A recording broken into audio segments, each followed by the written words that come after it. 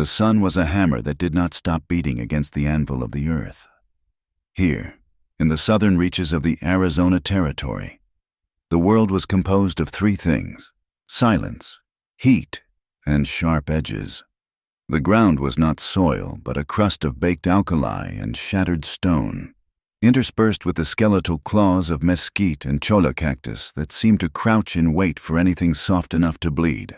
Above, the sky was not blue but a blinding, bleached white, stripped of color by the sheer ferocity of the light.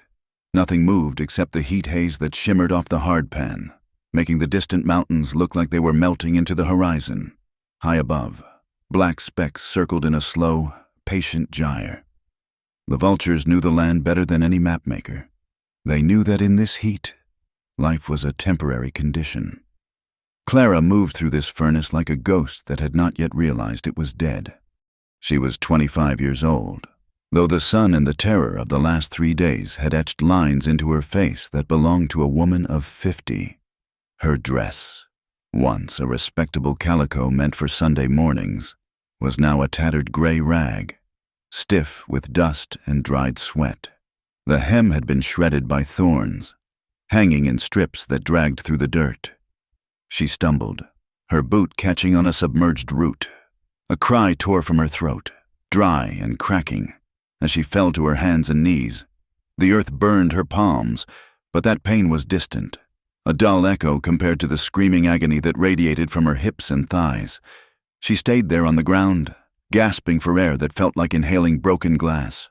Her body instinctively tried to curl inward, to pull her knees together for protection, but the movement sent a jolt of white-hot lightning through her groin and down the inside of her legs. She sobbed, a single, hitching sound. She could not do it. She could not close her legs. The swelling was too great, the raw flesh too tender. She had to kneel with her knees wide apart, a posture that filled her with a sick, deep shame even here, where only the lizards and the buzzards could see her. "Get up," she told herself. "If you stay here, Harlan wins." The name brought a fresh wave of nausea. Harlan.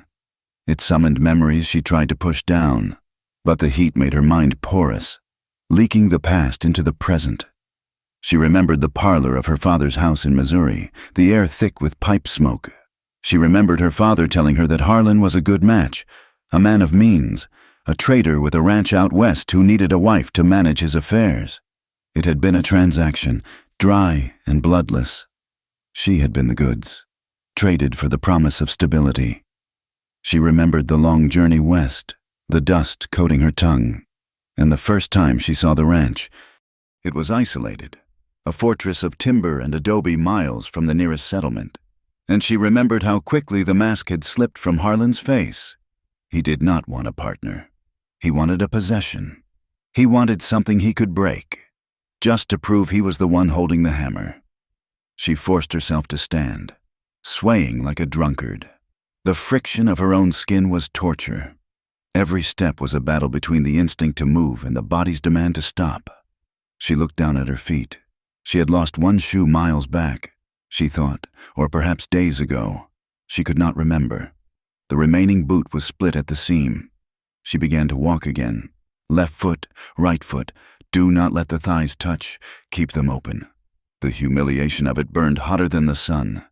The memory of the barn rushed at her. The smell of old hay and manure. The darkness. After the baby. The little girl who never took a breath. The silence that had shattered Clara's heart. Harlan had changed. He had blamed her. He had called her weak. He had called her tainted. "You are no good to me like this," he had said, his voice terrifyingly calm. "You are ruined. But I will keep you from running off and shaming me further." The iron. She could feel the cold weight of it even now, hallucinating the sensation. He had fashioned restraints from old tack and iron cuffs, brutal things meant for livestock, not human limbs. He had chained her in the barn like a mad dog. The cuffs were too small, the iron rough and rusted. They had dug into the tender flesh of her ankles and shins.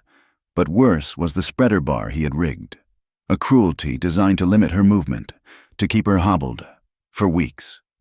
She had lived in that filth. She had lost the ability to stand straight. She had lost the dignity of a human being. When the drunken hand had forgotten to lock the barn door 3 nights ago, she had not run, she had crawled. She had used a rusted file found in the dirt to worry at the pins of the shackles until her fingers bled, finally freeing herself from the heavy chain. But the cuffs and the damage they had done remained. She had run into the desert with nothing but the clothes on her back and the iron-red ring of agony around her legs.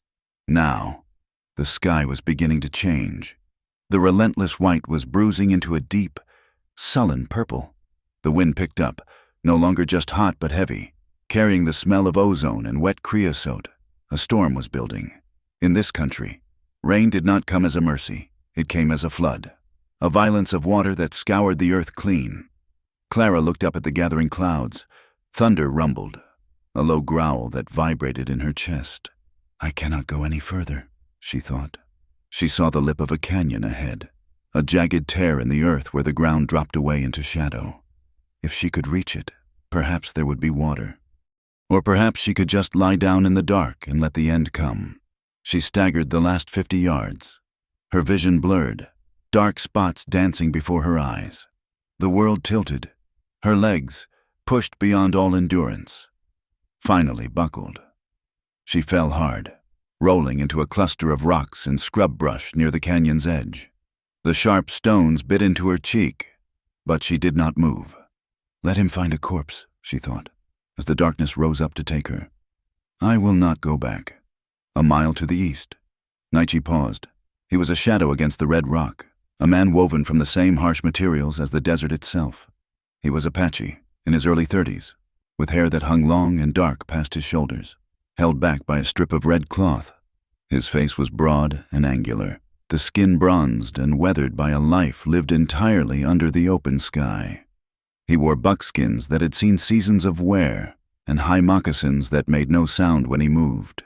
He stood perfectly still, listening. The wind was changing.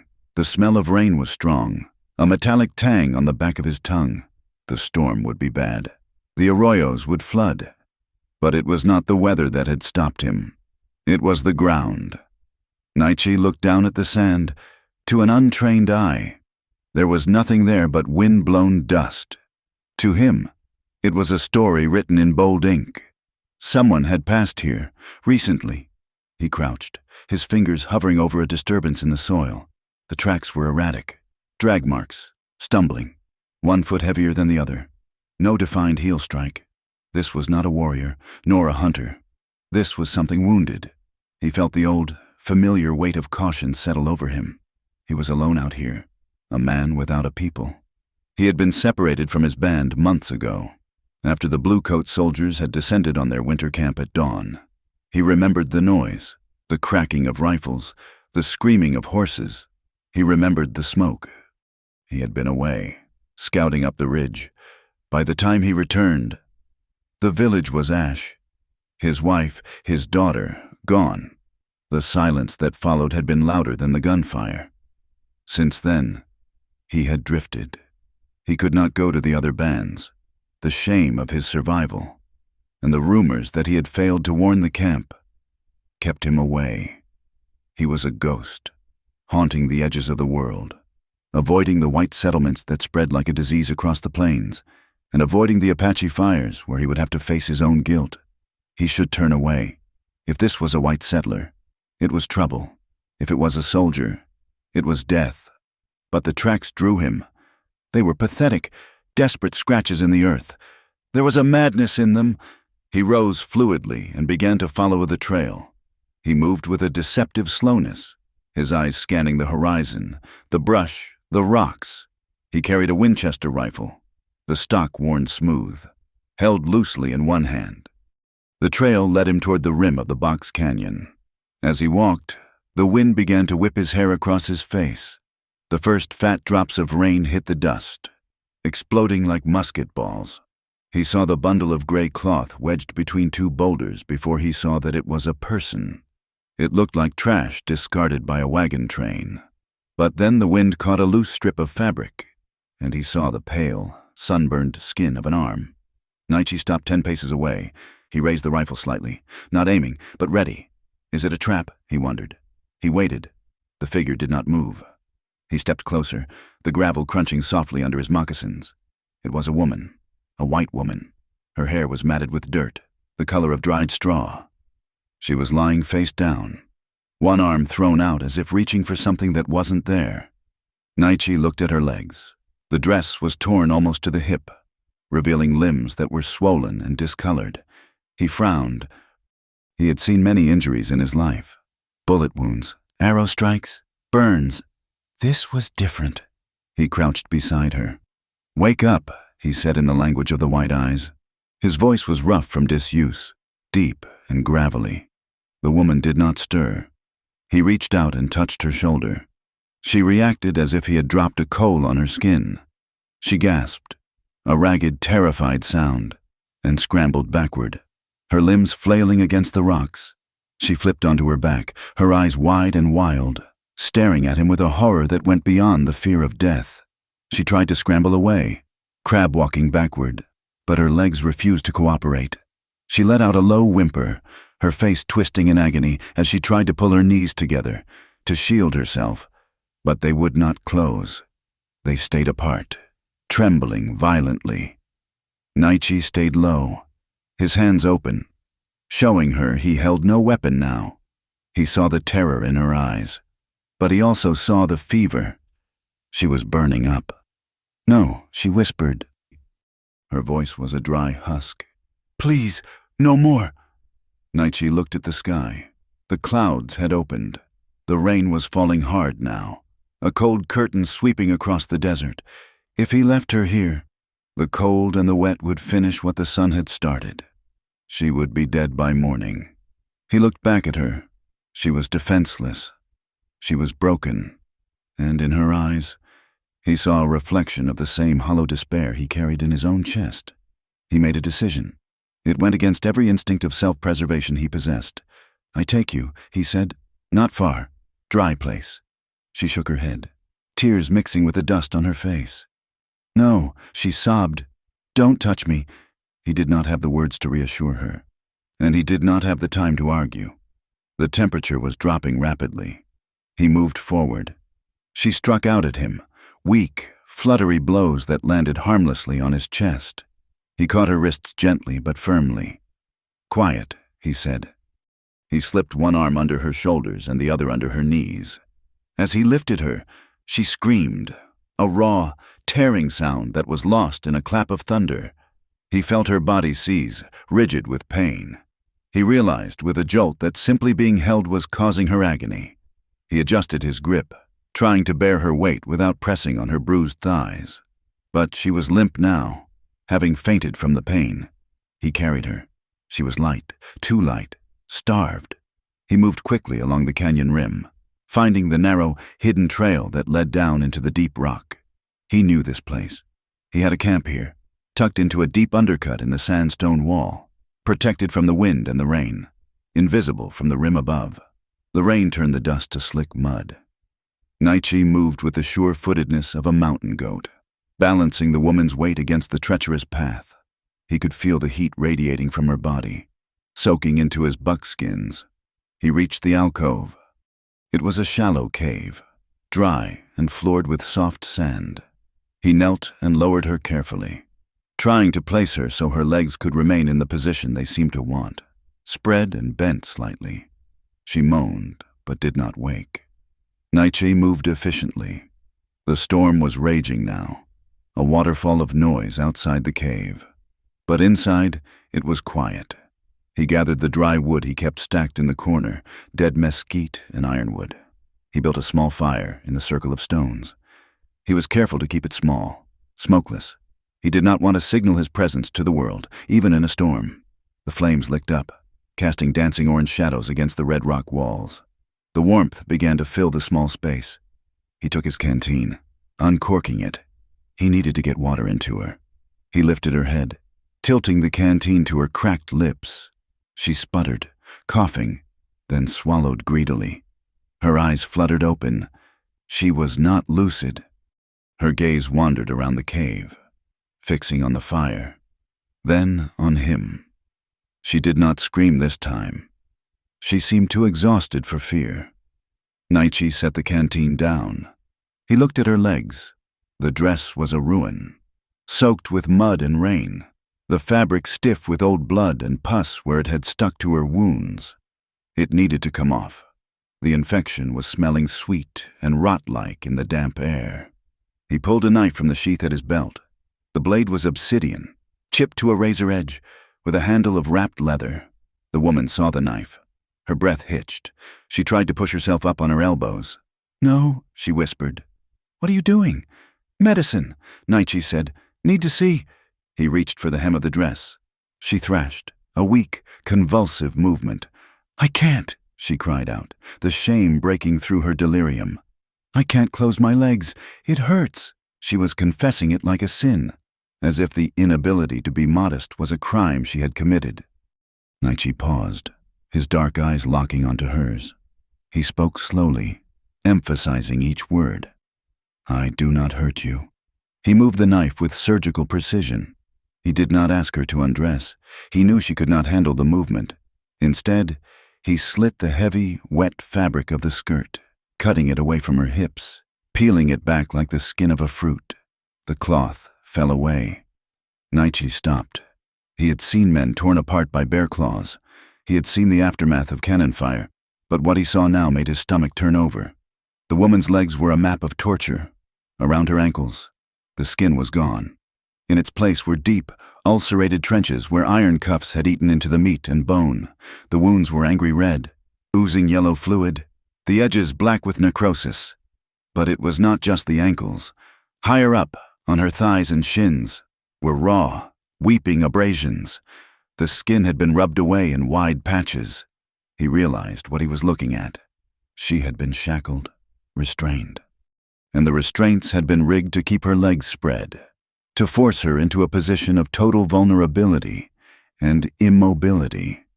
The muscles of her inner thighs were spasming, swollen tight as drums. The iron bar, for there must have been a bar to cause this specific pattern of injury, had chafed her raw every time she tried to move, every time she tried to sleep. She had been treated worse than a mule, worse than a dog. Clara lay back, her arm thrown over her eyes to hide her face. Her chest heaved with silent sobs. She was exposed, her deepest shame laid bare in the firelight before a stranger, a man her people called a savage. Naichi stared at the wounds.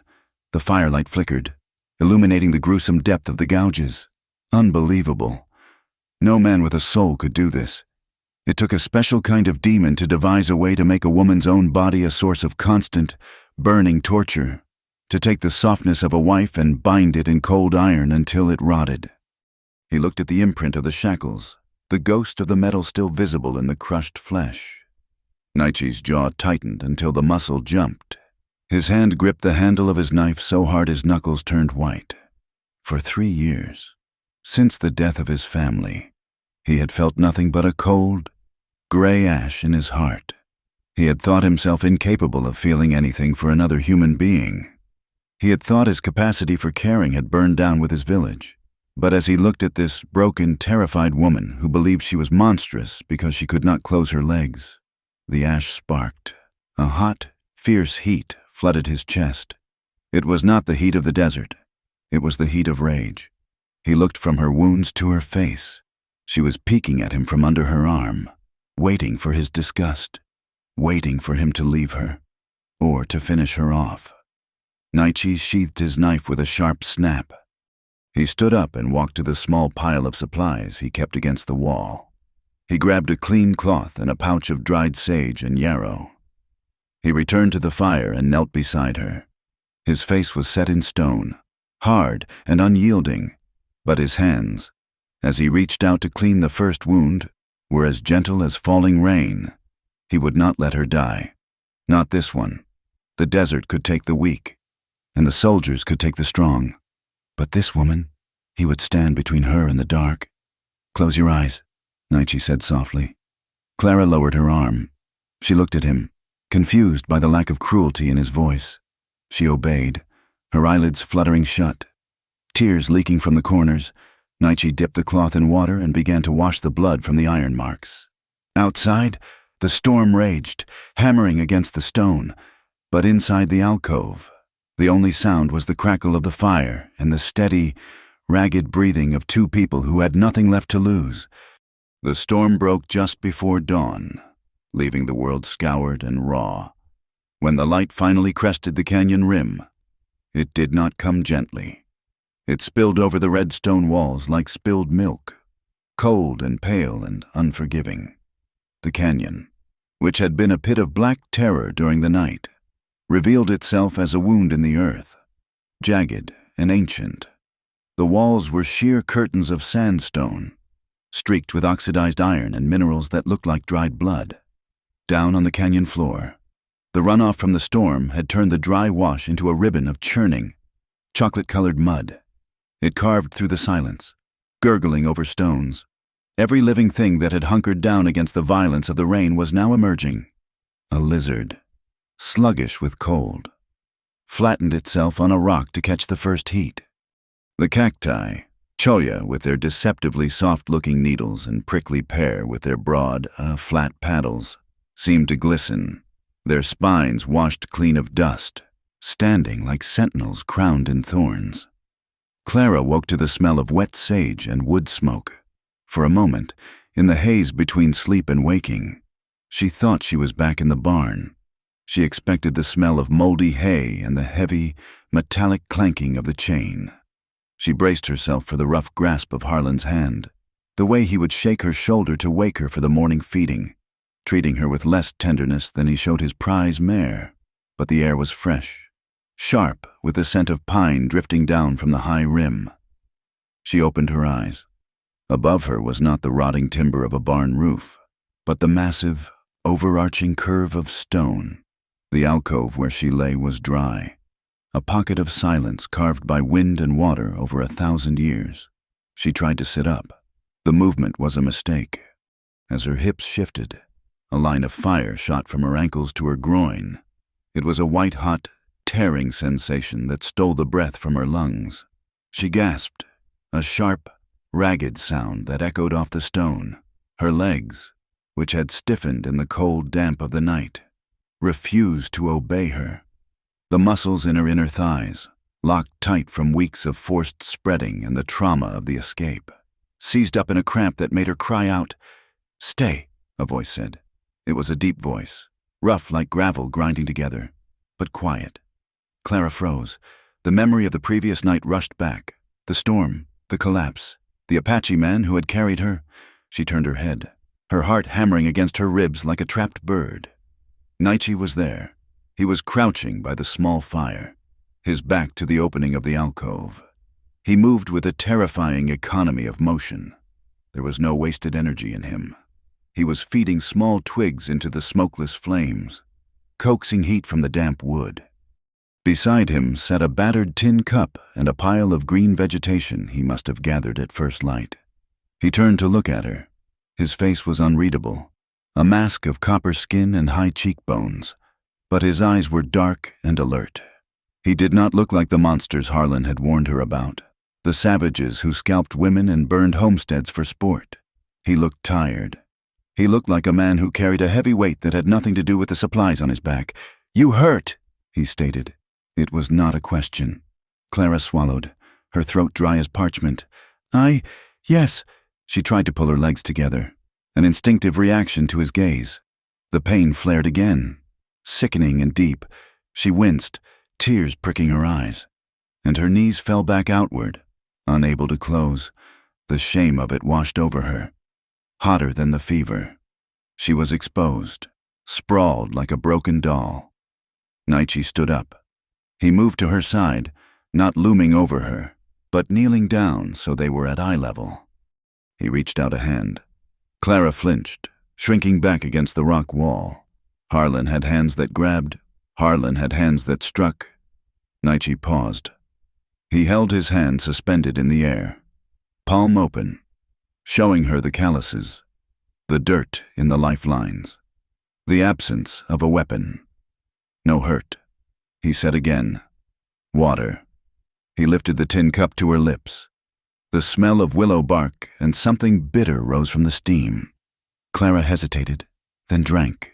The liquid was hot and tasted of earth and medicine, but it soothed the raw scratchiness of her throat. Naichi set the cup down. He gestured to her legs, which were covered by the tattered remains of her petticoats and the blanket he had thrown over her. "Must look," he said. "Clean."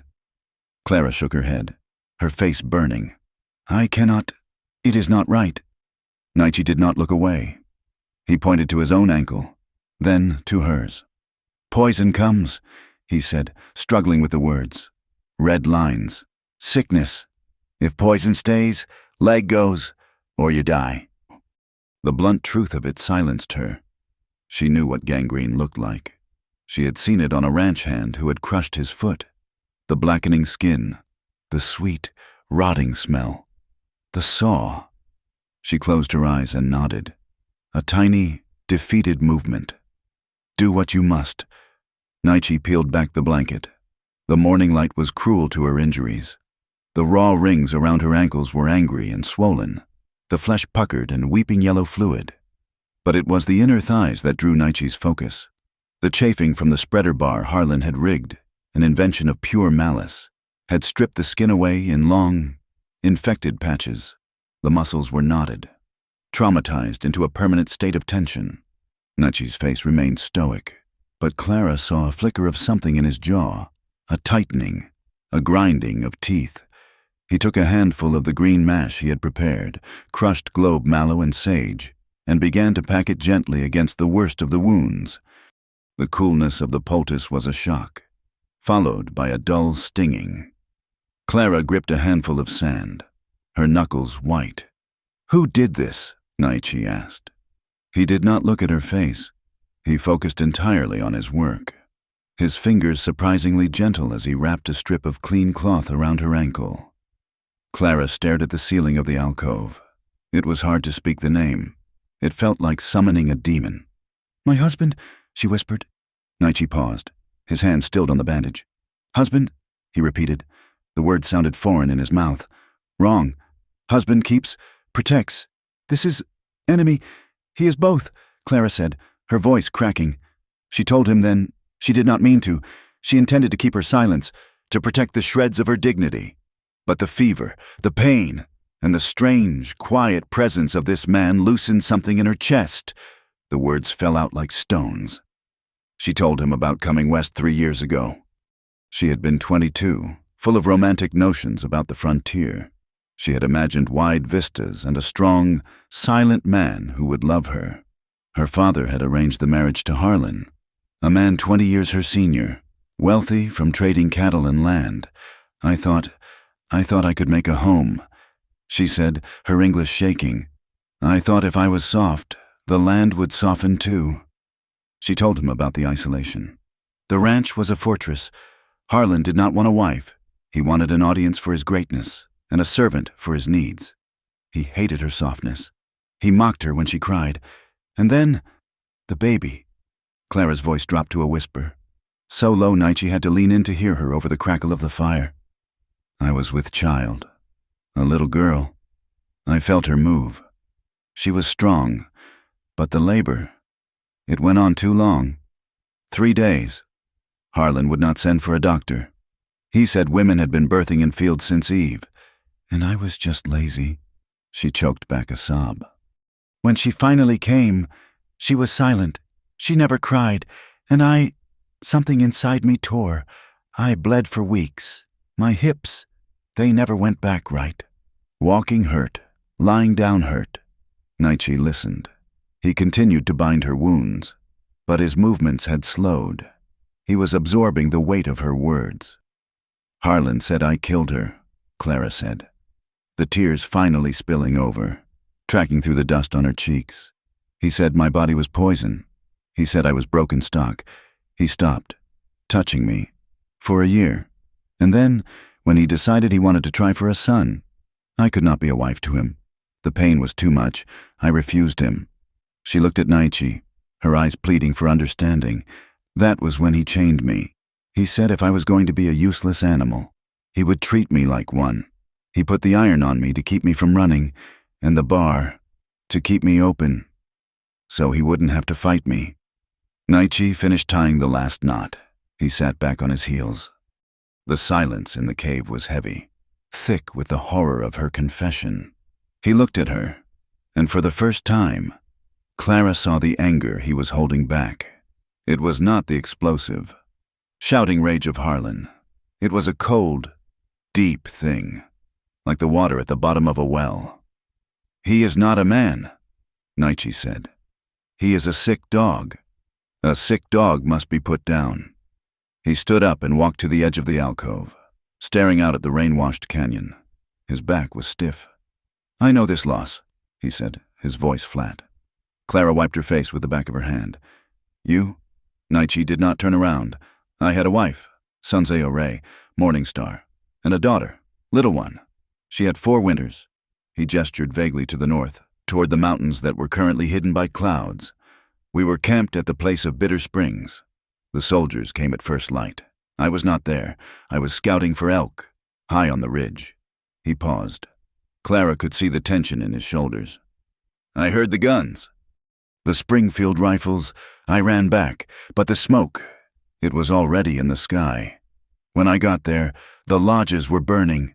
The soldiers had ridden through. They did not stop to fight warriors. They shot at the tents." He turned slowly to face her. His eyes were haunted, looking through her, seeing ghosts. "I found them in the ashes. My wife, my girl." He tapped his chest, over his heart. "I should have been there. My people. Some say I ran. Some say I was a coward who let the bluecoats find us. I did not run, but I did not die with them. That is my shame. I live, and they are smoke." Clara looked at him. The divide between them, white and Apache, civilized and savage, seemed to dissolve in the face of their shared graveyard. They were both parents of dead children. They were both survivors who wished, perhaps, that they hadn't survived. "I am sorry," Clara whispered. Nietzsche nodded once, a sharp, jerky motion. Then he turned back to the fire. "Rest now. We eat soon." The days that followed fell into a rhythm dictated by the sun and the pain. The canyon became a world unto itself. To the east and west, the sheer walls cut off the horizon, limiting their universe to a strip of sky and the red earth below. It was a prison, but it was also a fortress. Nietzsche was a relentless nurse. He did not pity her, which Clara was grateful for.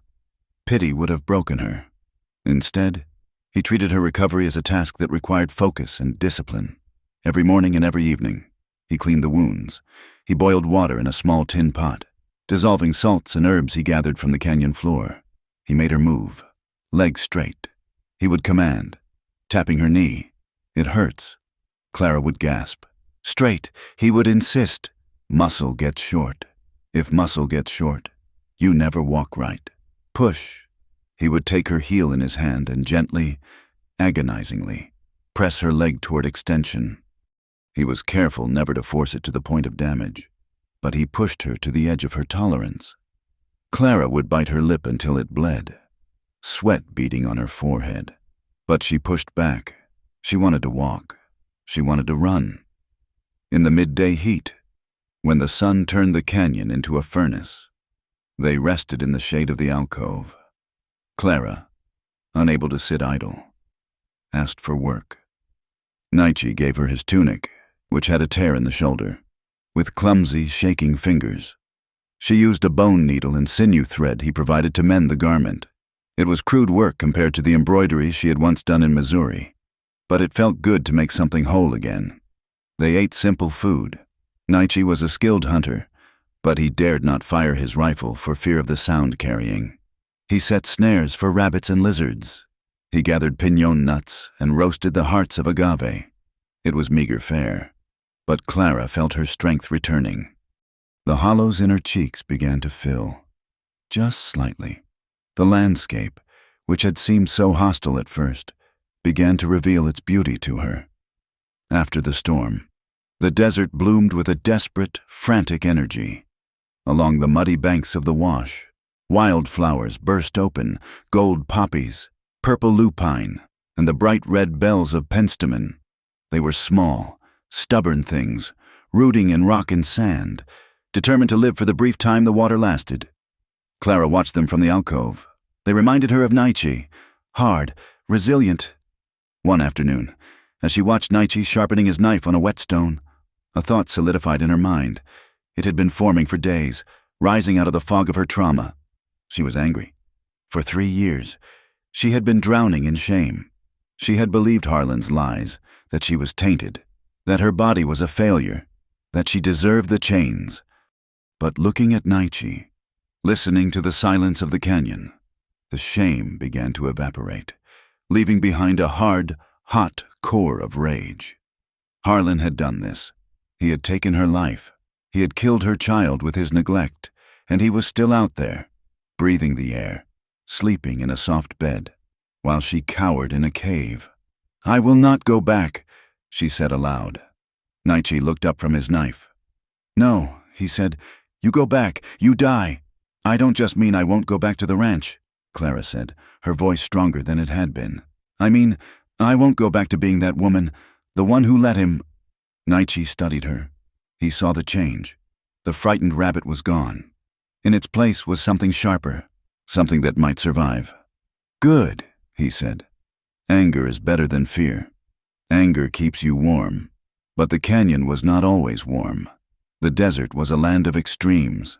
As brutal as the sun was by day, the nights were stripped of heat the moment the light failed. The temperature plummeted. The rock, which held the heat for a few hours, eventually turned cold, radiating a chill that seeped into the bone. One night, a week after he had found her, the wind turned vicious. It howled down the canyon corridor, a banshee scream that rattled the brush and sent sand skittering across the floor of the alcove. They had only 2 blankets. One was the tattered wool thing Clara had wrapped herself in. The other was a buffalo hide Naichi used. Clara lay shivering, curled as tight as her legs would allow. The cold was a physical weight. Her teeth chattered, a rhythmic clicking she couldn't stop. Naichi was lying on the other side of the fire, which had burned down to embers. He lay still, staring at the smoke-stained ceiling. He heard her shivering. He heard the ragged intake of her breath. Without a word, he sat up. He picked up his buffalo robe. It was heavy, cured with the hair on, warm and smelling of earth and animal musk. He moved to where Clara lay. She flinched instinctively as his shadow fell over her, but she did not pull away. Naichi lay down beside her. He did not touch her. Not at first. He simply spread the large hide over both of them, creating a cocoon against the wind. Clara stopped breathing for a moment. He was close, so close she could feel the heat radiating from his body. It was shocking. For so long, the proximity of a man had meant pain. It had meant the heavy, suffocating weight of Harlan, or the sharp agony of the iron. But this heat was just heat. It was life. Naichi shifted, settling into the sand. He lay on his back, his arms at his sides, careful not to encroach on her space.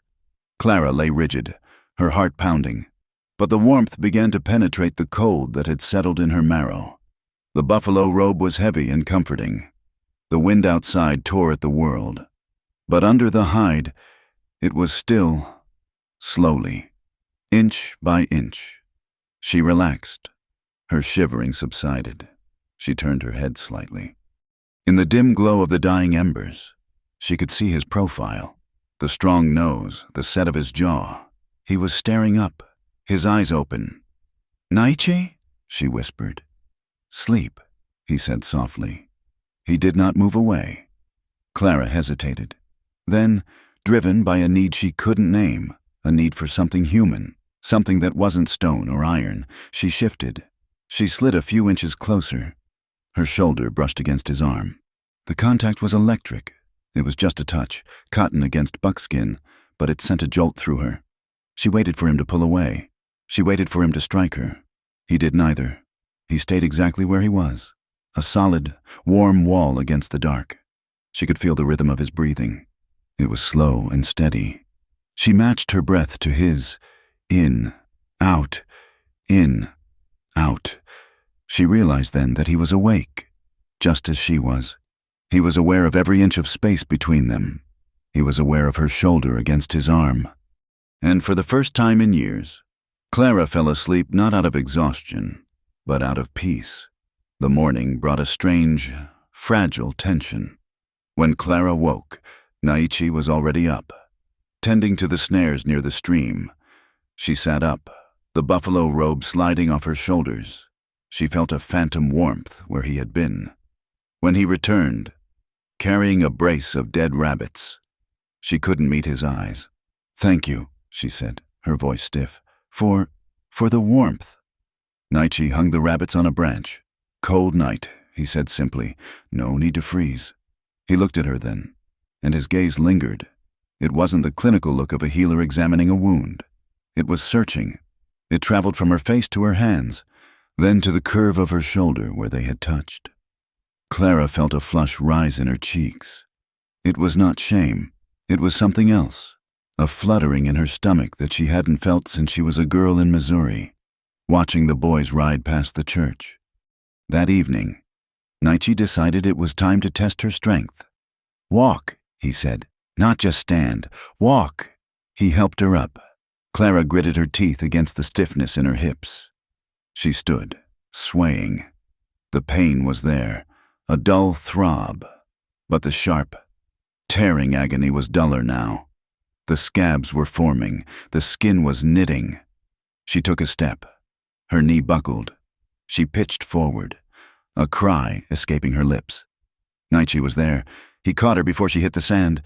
His arm went around her waist, strong and sure. Her hands flew up and clutched his biceps to steady herself. She was pressed against him, her chest heaving with exertion. She could smell him, sage, wood smoke, and the clean scent of rain-washed skin. She looked up. His face was inches from hers. She could see the flecks of gold in his dark eyes.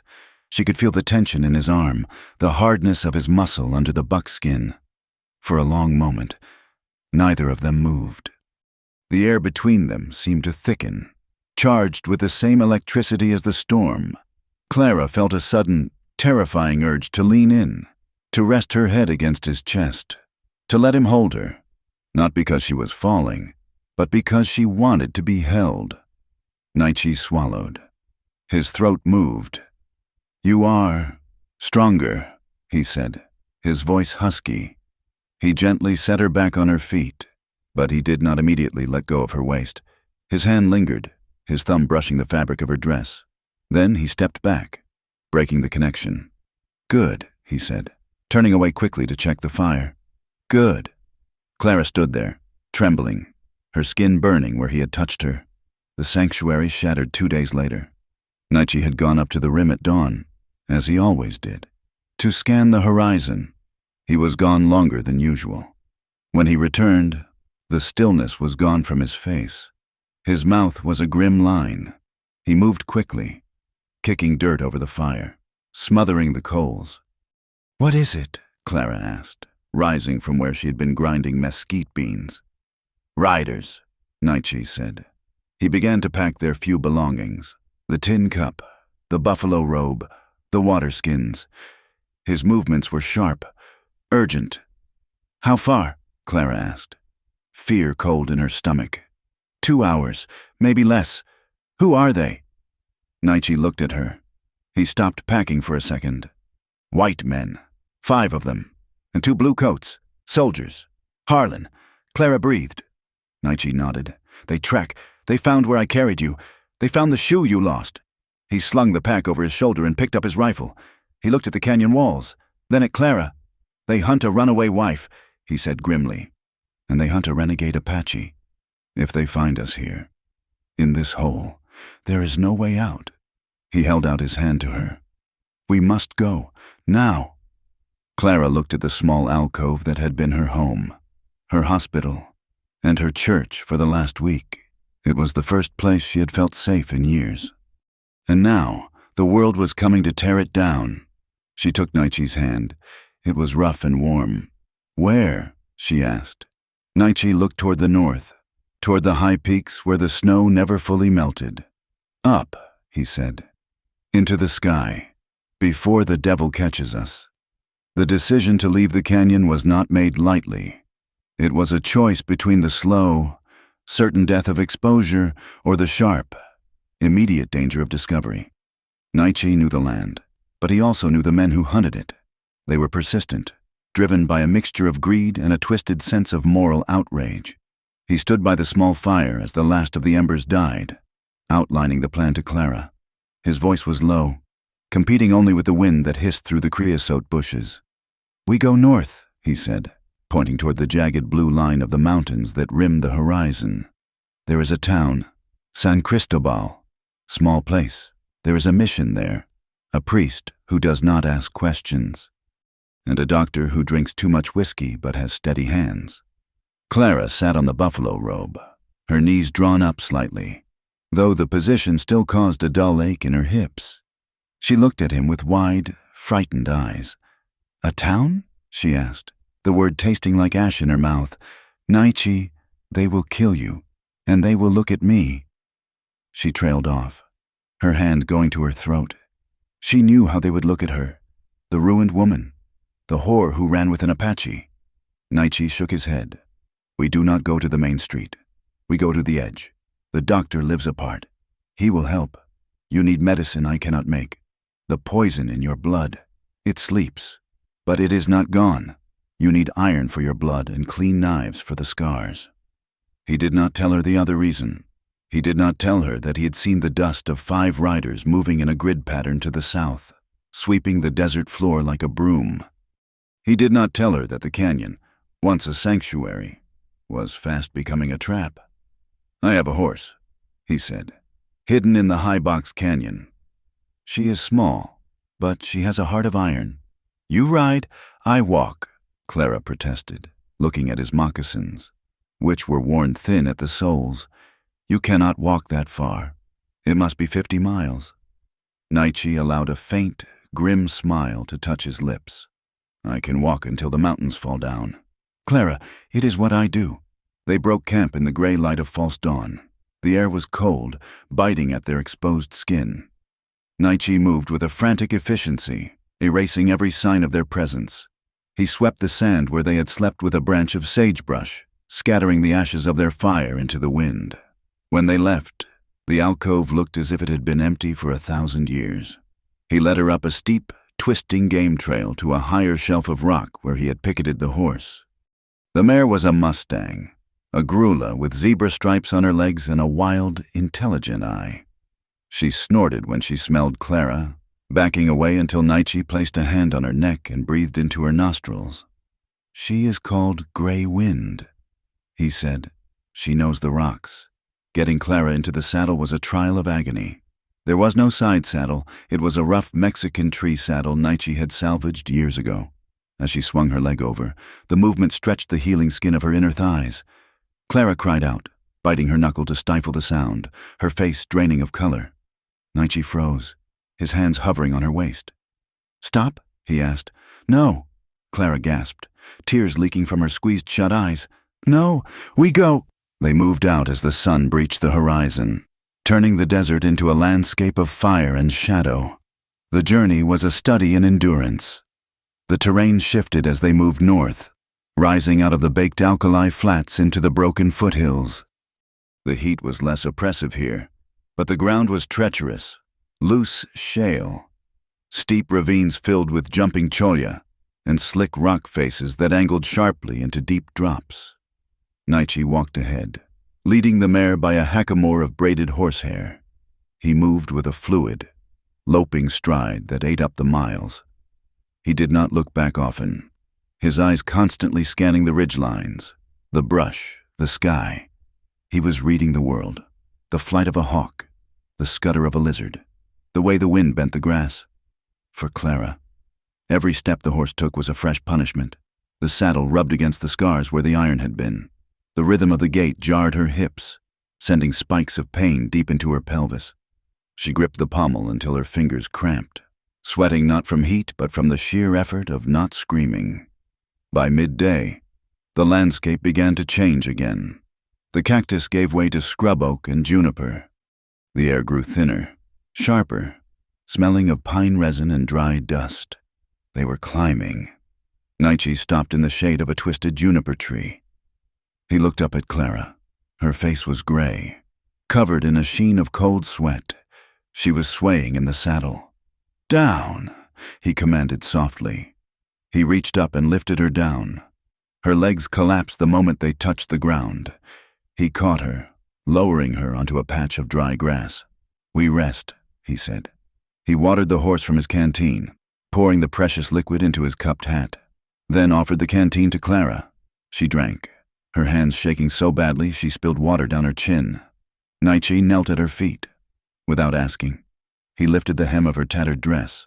The bandages he had applied were stained with fresh blood and yellow fluid. The riding had reopened some of the scabs. "I am sorry," Clara whispered, shame coloring her voice. "I am slowing you down. You should leave me. You could move faster alone." Nietzsche ignored her. He untied the laces of her boot, the one that remained, and peeled it off. He began to massage her foot, his thumbs working deep into the arch, pressing out the stiffness. His hands were rough, calloused from years of war and survival, but his touch was incredibly precise. He worked his way up to her calf, kneading the tight muscles. Clara leaned her head back against the tree trunk, closing her eyes. The pain was receding, replaced by a strange, heavy warmth where his hands moved. It was intimate in a way that terrified her. Harlan had never touched her feet. He had never touched her with the intent to heal. His hands had always been taking, demanding. Nietzsche's hands were giving. He moved to her other leg, his fingers tracing the line of the shin bone, avoiding the raw sores but working the muscle around them. "Why?" she asked, her voice barely audible. "Why do you do this?" Nietzsche did not stop kneading her calf. "Because you cannot walk," he said simply. "And the horse needs you to be light. If you are stiff with pain, you ride heavy." It was a practical answer, a soldier's answer. But as he worked, his thumb brushed the sensitive skin just below her knee, and his hand lingered there for a beat longer than necessary. He looked up, and for a second, the mask slipped. His eyes were dark pools of exhaustion and something else, a fierce, quiet dedication. "We survive," he said, "both of us." They rode until the light failed, camping in a narrow ravine with steep granite walls that blocked out the wind. They did not light a fire. Nietzsche feared the smoke would be seen against the darkening sky. They ate dried meat and hardtack biscuits, washing it down with tepid water. The night was vast. Above the rim of the ravine, the sky was a field of diamonds, the Milky Way a bruised purple smear across the heavens. The silence was absolute, save for the cropping sound of the mares eating grass nearby. They sat side by side against a boulder, wrapped in the buffalo robe. The cold of the high desert settled around them, but under the heavy fur, there was a pocket of warmth. Clara watched the stars. They seemed closer here, sharp enough to cut. "Nietzsche," she said into the dark. "Who were you, before?" Nietzsche was silent for a long time. She thought perhaps he would not answer. He was a man who hoarded his words like water. "I was a man who wanted simple things," he said finally. His voice was low, rumbling in his chest. She could feel the vibration of it against her shoulder. "My father was a warrior, a great raider. He wanted me to be like the hawk, but I like the earth." He shifted slightly, staring into the blackness. "I had a dream," he continued. "Not a vision given by the spirits, just a thought. There is a valley near the Verde River, good soil, deep. I wanted to plant corn. I wanted to raise horses, not for war, for riding, for speed." He made a gesture with his hand, shaping the air. "I wanted a house with walls of adobe, thick to keep out the heat, and trees, cottonwoods. They sing when the wind blows. I wanted to sit under those trees and watch my children run. I wanted to grow old with my wife, watching the corn grow tall." He let out a breath, a sound like a weary sigh. "It was a foolish dream. The Apache are not farmers, and the white eyes, they do not want us to have valleys.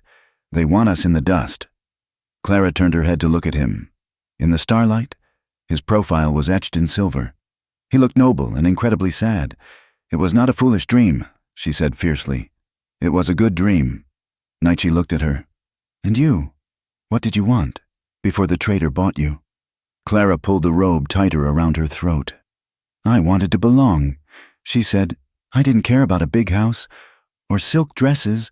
I just wanted A place where I wasn't wrong. She looked down at her hands, which were cracked and stained with dirt. My whole life, people have told me I was too soft, or too loud, or too weak. And then Harlan told me I was broken. He looked at my body like it was a tool that had snapped in his hand. Useless. Her voice trembled, brittle as dry glass. I want to be in a place where no one looks at me and sees a tragedy. I want to be touched. The admission hung in the air between them. Naichi went very still. I want to be touched, she repeated. A whisper, but with kindness. Just kindness. I want to know what it feels like to have a hand on me that doesn't want to hurt me or own me. Naichi did not speak. He did not move to touch her. But the quality of his silence changed. It was no longer the silence of a sentry. It was the silence of a man listening to a prayer. He turned his head slowly, his eyes locking onto hers in the darkness. There was a heat in his gaze, a weight of unspoken desire that felt heavier than the buffalo robe. He understood. He knew what it was to be looked at as a thing, a savage, a threat, a target. He knew what it was to be reduced to meat and bone. I see you, he said quietly. You are not broken. Clara, you are iron that has been through the fire. You are stronger than the hammer. The words settled into her heart, filling the cracks Harlan had left behind. The peace of the night was shattered at noon the next day. They were crossing a high ridge, a spine of rock that offered a view of the sprawling basin below. The terrain was difficult, loose scree that slid under the mare's hooves, sending cascades of stone rattling down the slope. Naichi suddenly stopped. He dropped to a crouch, pulling the mare's head down. Down, he hissed. Clara slid from the saddle, ignoring the flare of pain in her legs. She crawled to where Naichi lay peering over the lip of the ridge. Below them, perhaps a mile away on the lower switchbacks, was a cloud of dust. Out of the dust emerged riders. Naichi squinted against the glare. 5 men. They were riding hard, their horses lathered. He pulled a small brass spyglass from his pouch, a prize from some long-ago raid, and extended it. He watched for a moment, then handed it to Clara. Look, he said, the man on the gray horse. Clara raised the glass. Her hands shook, making the image jump. She steadied it on a rock. The magnification brought the riders into terrifying focus. She gasped. The man on the gray horse was not Harlan. It was Silas, Harlan's foreman. A man with a face like a hatchet and eyes that held no light. He wore a long duster coat and carried a repeater rifle across his saddle. He is tracking, Clara said, her voice hollow. He is following the sign we left at the waterhole. Naichi took the glass back. He is good. Better than I thought. Suddenly, one of the other riders, a man in a checked shirt, pointed up toward the ridge. The sun had glinted off the brass of the spyglass. A shout drifted up on the wind, a thin, high sound. There, Naichi cursed in his own tongue, a harsh, guttural sound.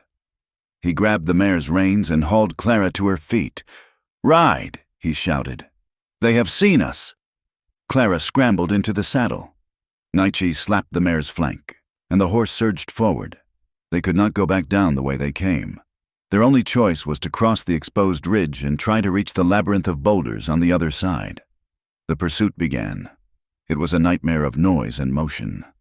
From below, the crack of rifles echoed like whip cracks. A bullet whined off a rock 3 feet to Clara's left, sending stone chips flying. Naichi ran. He did not pace himself now. He sprinted alongside the horse, his chest heaving, his hand gripping the stirrup leather to keep pace. Faster, he yelled. Make her run! Clara kicked the mare.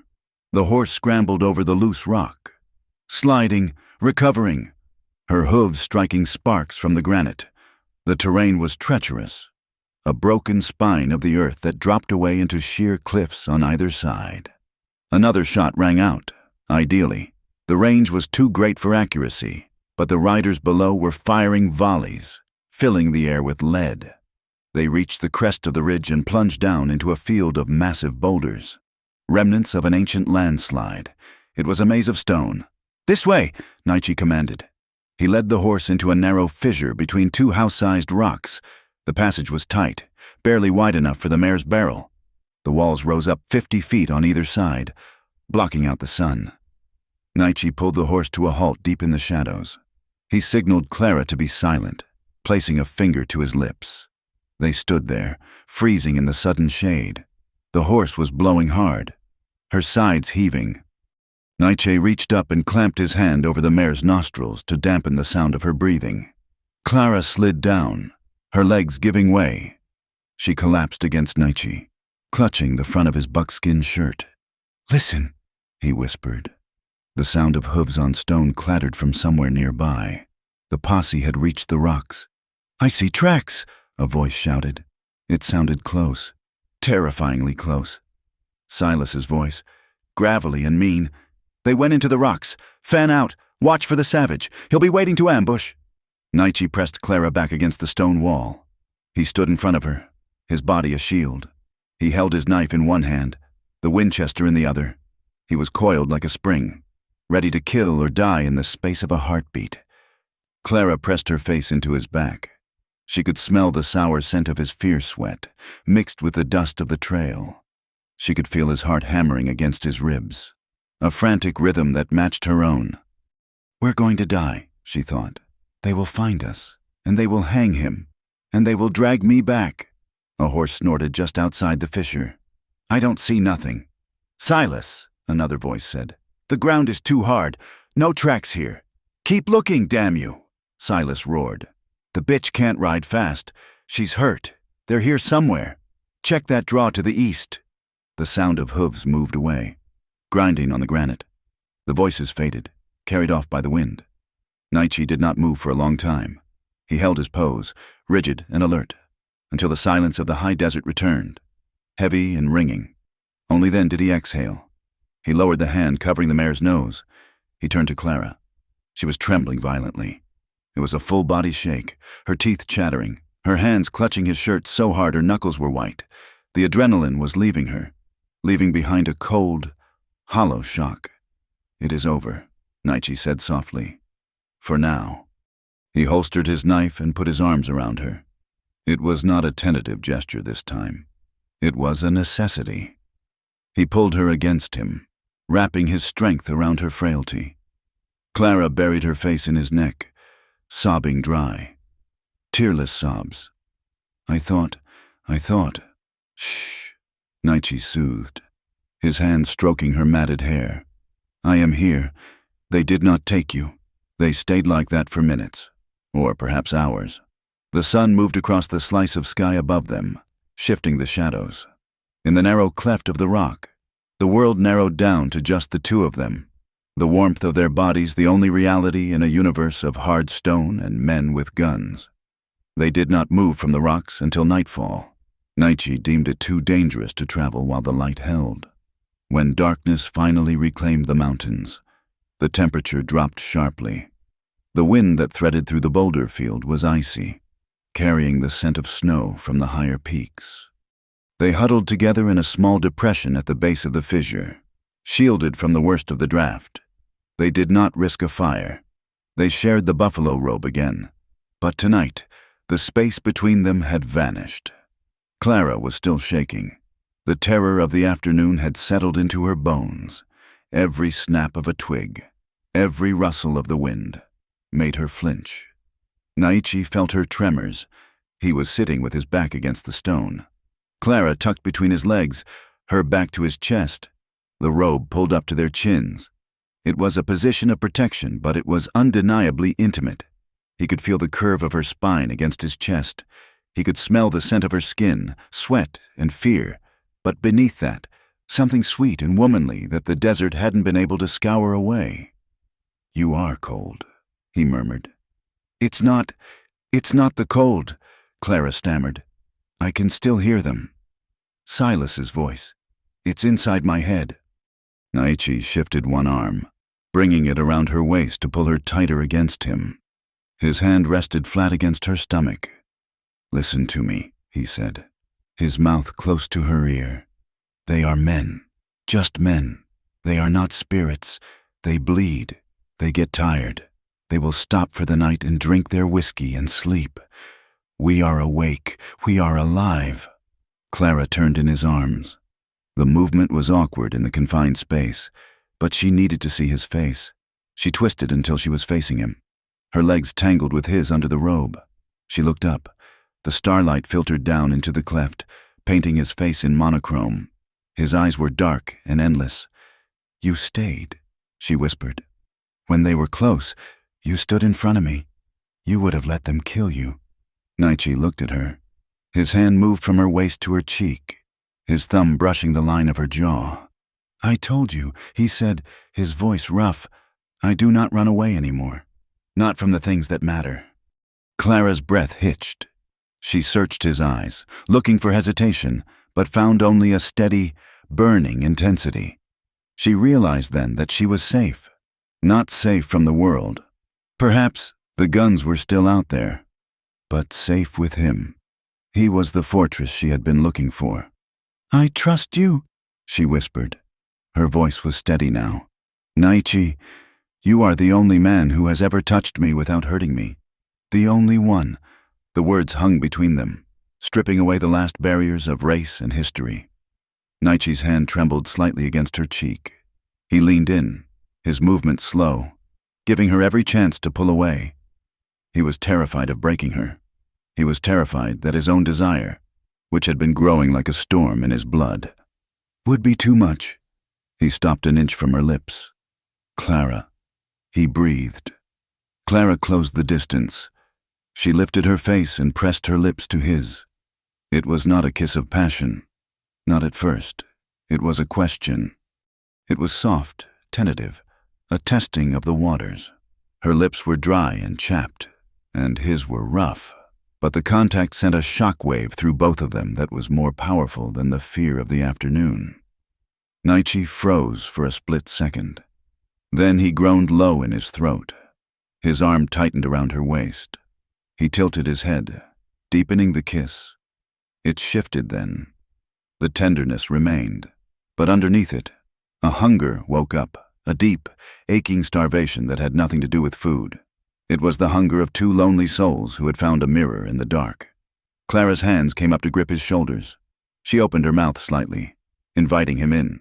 He tasted of pine nuts and smoke. The kiss grew urgent, a desperate affirmation of life in the face of death. When they finally pulled apart, they were both breathless. Their foreheads rested against each other. Clara's heart was racing, but not from fear. "Naichi," she whispered, her voice full of wonder. He did not speak.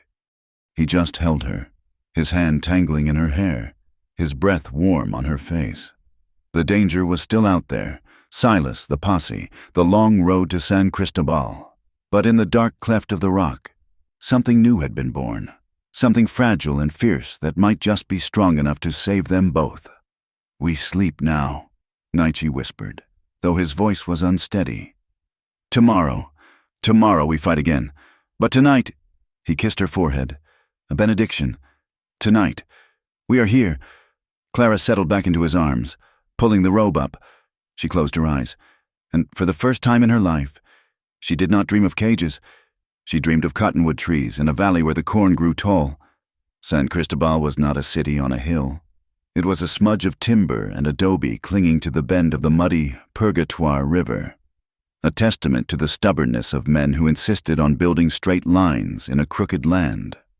From the ridge where Clara and Naichi sat their horses, it looked like a scatter of children's blocks thrown down in the dust. A single main street, churned into deep ruts by wagon wheels, bisected the town.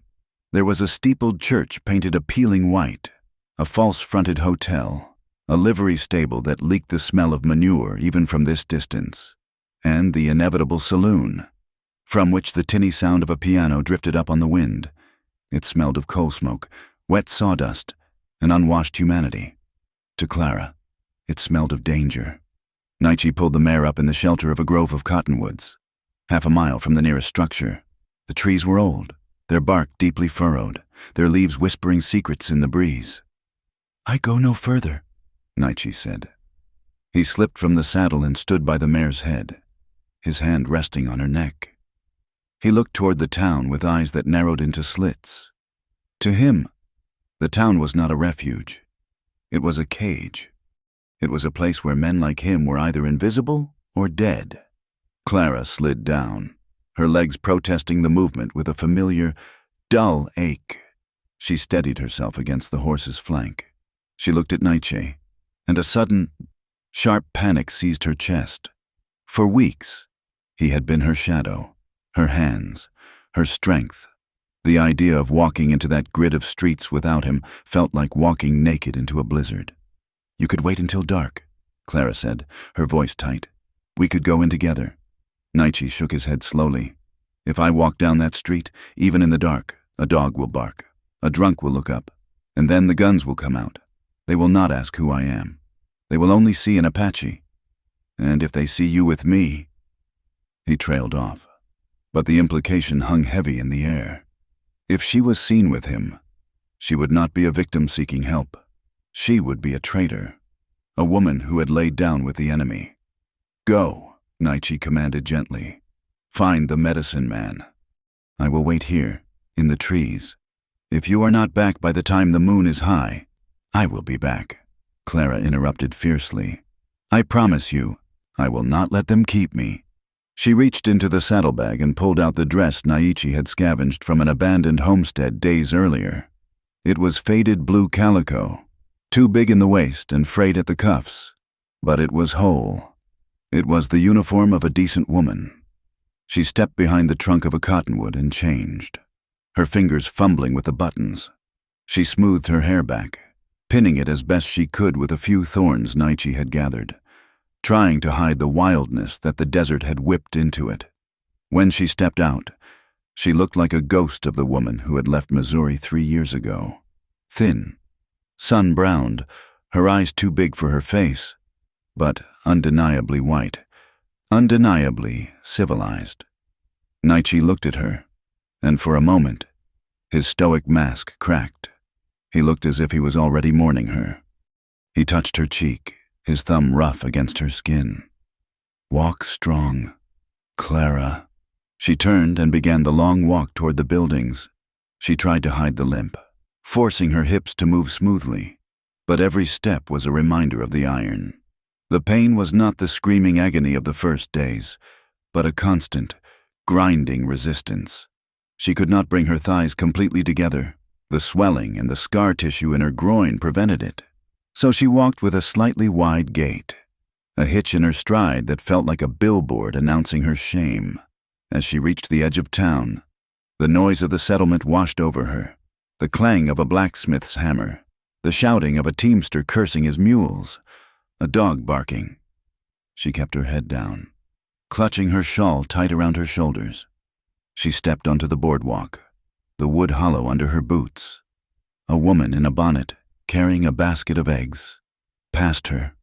She glanced at Clara, then did a double take. Her eyes widened. She whispered something to the woman beside her. Clara felt the gaze like a physical touch. It crawled over her skin. Isn't that Harlan Gable's wife?" The whisper drifted to her. "I heard she was dead. Or run off. Look at her. Look at the state of her." Clara stared straight ahead, her heart hammering against her ribs like a trapped bird. She fixed her eyes on the sign that swung above a small, dust-caked window. "Dr. A. Vance, physician-surgeon." She pushed the door open and stumbled inside.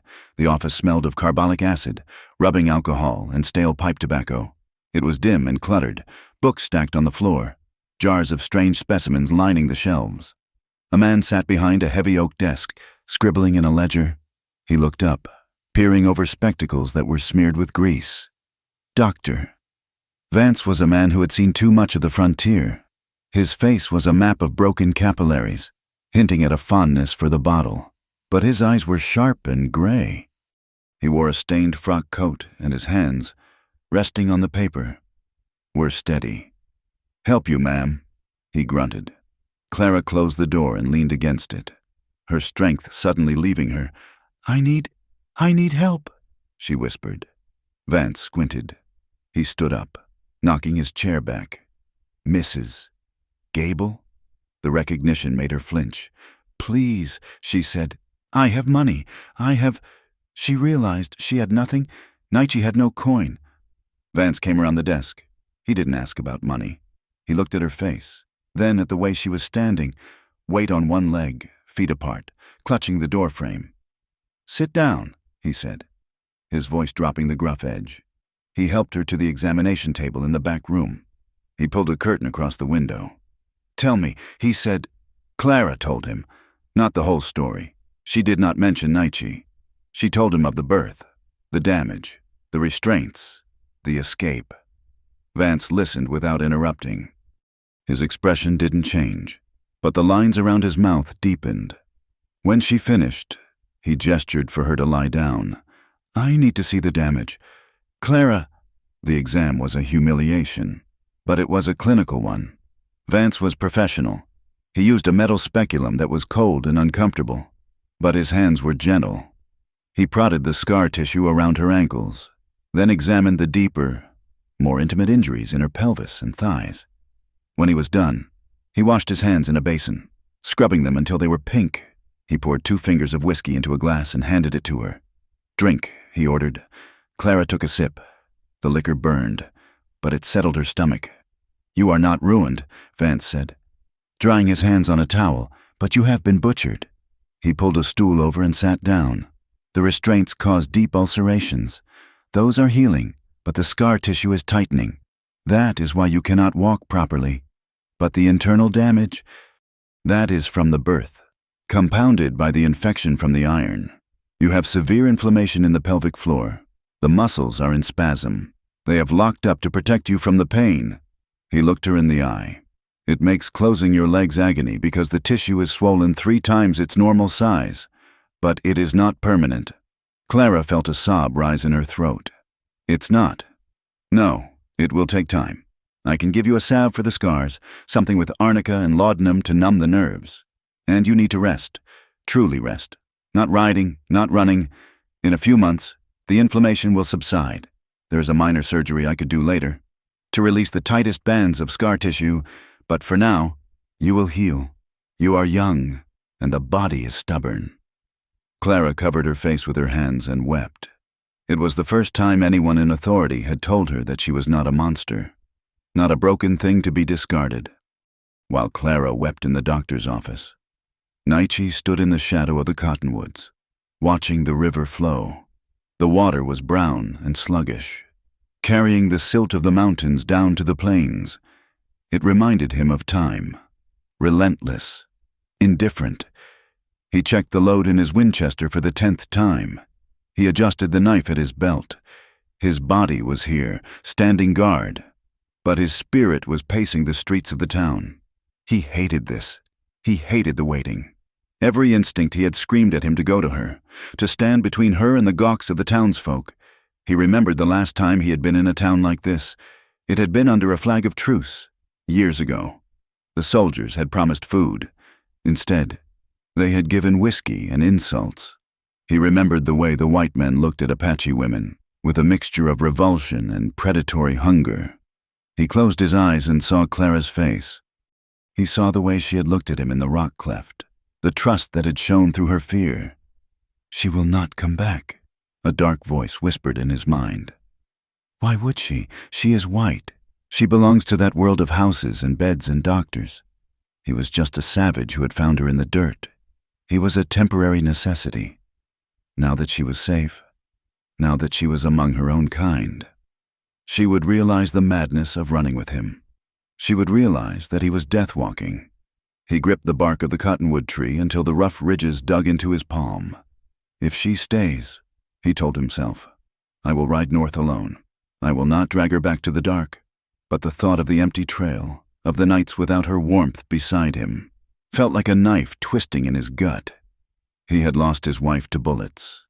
He did not want to lose Clara to civilization.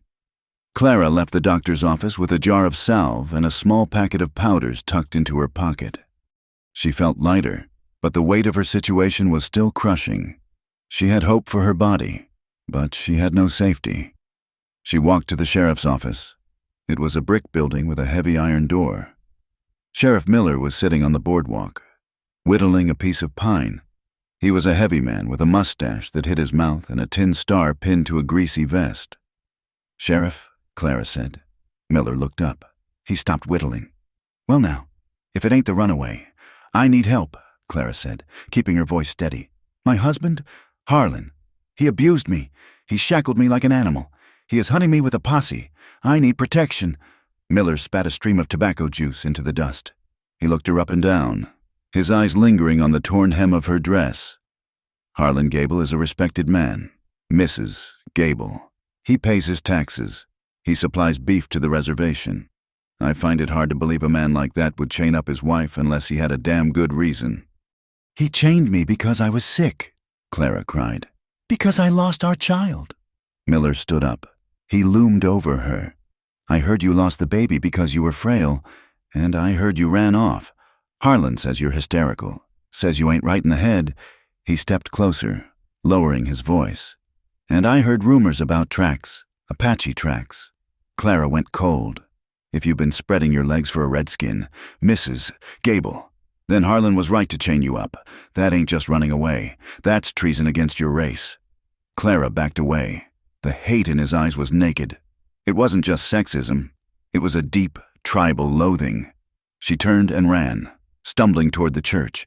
Surely the preacher, but the reverend, a thin man with a face like a dried apple, was no better.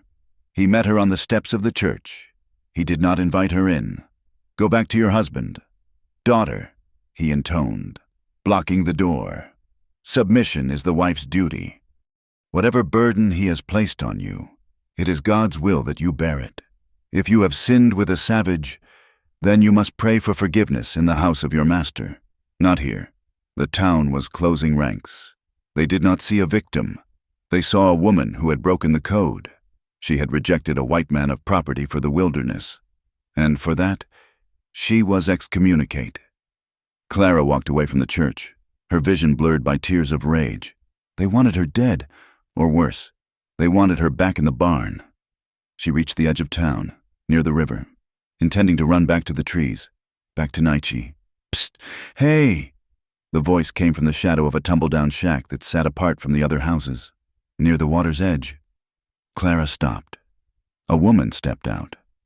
She was older, perhaps 40, with skin the color of café au lait and hair streaked with gray. She wore a peasant blouse and a wide skirt. "I saw you," the woman said. "I saw you with the sheriff and the preacher." She walked closer. Her eyes were dark and kind, and she looked at Clara with a recognition that cut through the pretenses.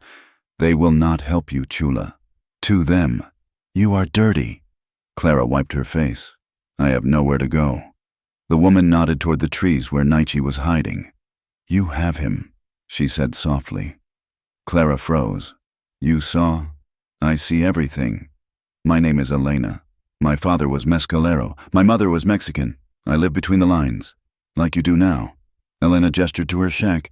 "It is small, but the roof holds the rain, and the sheriff does not come here. He is afraid of my herbs. He thinks I am a witch." She smiled, a flash of white teeth. "Bring him. Come inside, before the sun goes down." The shack was tiny, smelling of dried sage, chili peppers, and beeswax. But to Clara and Naichi, it was a palace. Naichi had come in under the cover of dusk, moving like a shadow through the river reeds. When he stepped into the candlelight of the shack, gun in hand, Elena had simply pointed to the stew pot on the cast-iron stove. "Eat," she had said. "War waits for a full belly." Now, 3 days had passed. The shack had become a sanctuary. Elena slept in the loft. She gave Clara and Naichi the narrow cot in the main room. It was the first time they had been truly alone, safe from the elements and the immediate threat of discovery. The doctor's salve was working. The angry red inflammation around Clara's ankles was fading to a dull pink. The deep, aching pressure in her pelvis was lessening. For the first time in months, she could sit without wincing. She could walk across the room with only a ghost of a limp. But the healing was more than physical. In the quiet hours of the night, with the fire crackling in the stove and the river murmuring outside, they talked. They lay side by side on the narrow cot, fully clothed, staring at the rough timber ceiling. Naichi spoke of the ceremonies of his people, the sunrise dance for the young girls, the way the drums sounded like the heartbeat of the earth.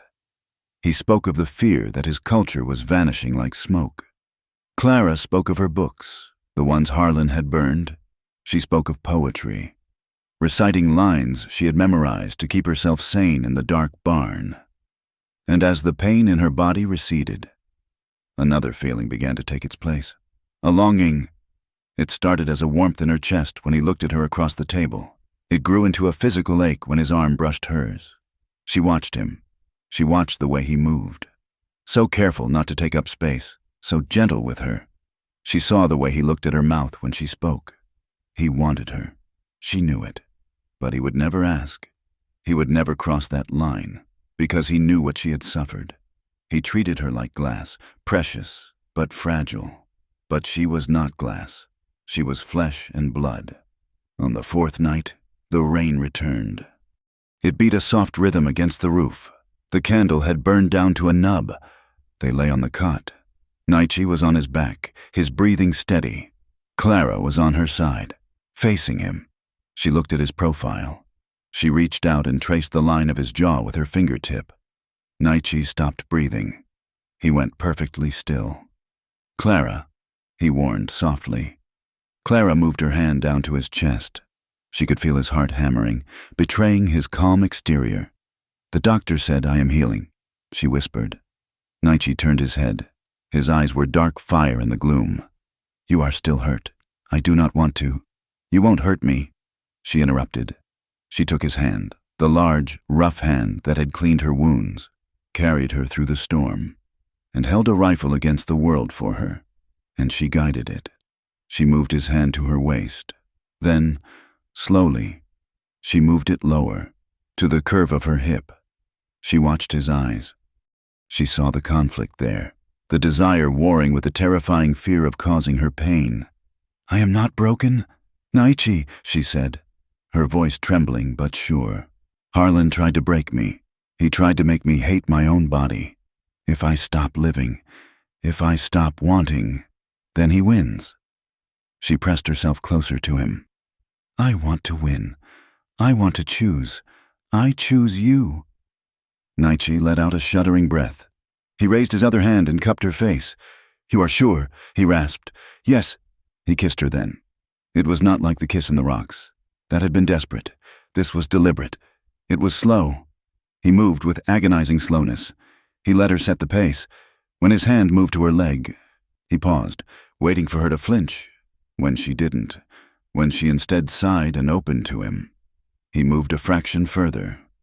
Clara felt a flicker of the old pain, the ghost of the iron, the stiffness of the scars, but it was drowned out by the sensation of his skin against hers. His touch was reverence. He treated her scars not as deformities, but as holy ground. When they finally joined, it was not the violent, taking act she had known with Harlan. It was a giving. Naichi held his weight off her, his muscles trembling with the effort of restraint. He watched her face, his eyes locked on hers, searching for any sign of distress. Clara gasped, her hands gripping his shoulders. There was pain. Yes, a sharp reminder of what had been done to her, but there was also pleasure, a fierce, reclaiming heat that started in her center and radiated out, burning away the shame. She realized, with a jolt of pure joy, that she could do this. She could close her legs around him. She could hold him. Her body was hers again. "Naichi," she whispered, tears slipping from the corners of her eyes. He stopped, concerned. "Hurt?" "No," she sobbed, laughing through the tears. "No, alive. I am alive." She pulled him down to her.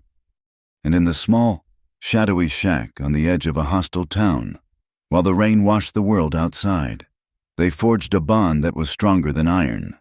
It was a claiming.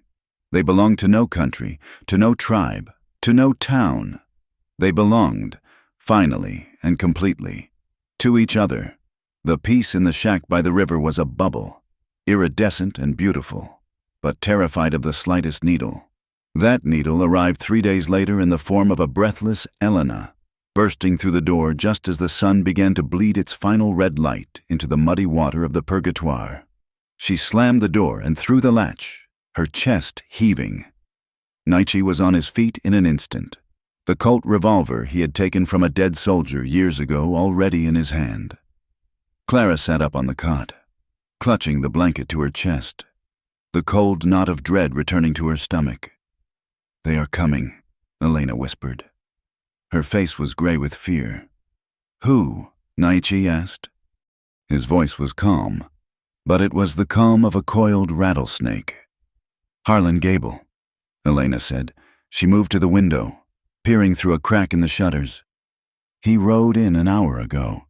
He has 6 men with him, not just ranch hands, hired guns from Dodge, men with cold eyes." Clara felt the blood drain from her face. Harlan. The name alone made the phantom pain in her ankles flare. "He went straight to the saloon," Elena continued, turning back to them. "He is buying drinks for the town. He is shouting that an Apache savage kidnapped his wife. He says you raped her. Clara, he says he will pay $500 to the man who helps him string Nietzsche up and bring you home." "He lies," Clara said, her voice shaking. Elena looked at her with pity. "It does not matter what is true. It matters what they want to believe.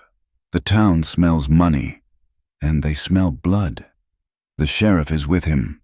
They are organizing a posse for the morning.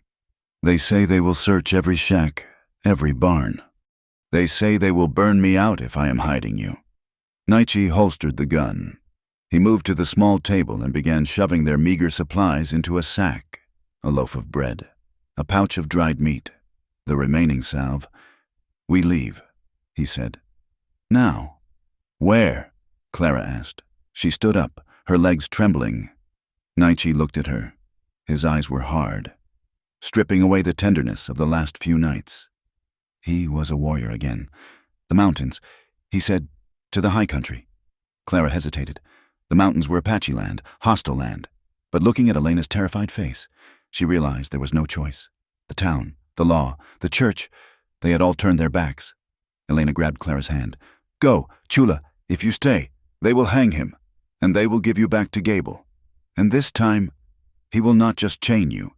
He will break you until there is nothing left." The reality hit Clara like a physical blow. She looked at the small room where she had found her first taste of freedom. It was over. The interlude was done. "We go," Clara said. They slipped out the back of the shack under the cover of a moonless dark. The air was thick with the smell of wood smoke and impending violence. They moved like ghosts through the reeds along the riverbank, reaching the cottonwoods where the mare was tethered. Nietzsche helped Clara into the saddle. She winced as her thighs stretched, but she did not complain. The pain was an old friend now, one she could ignore. Nietzsche took the bridle.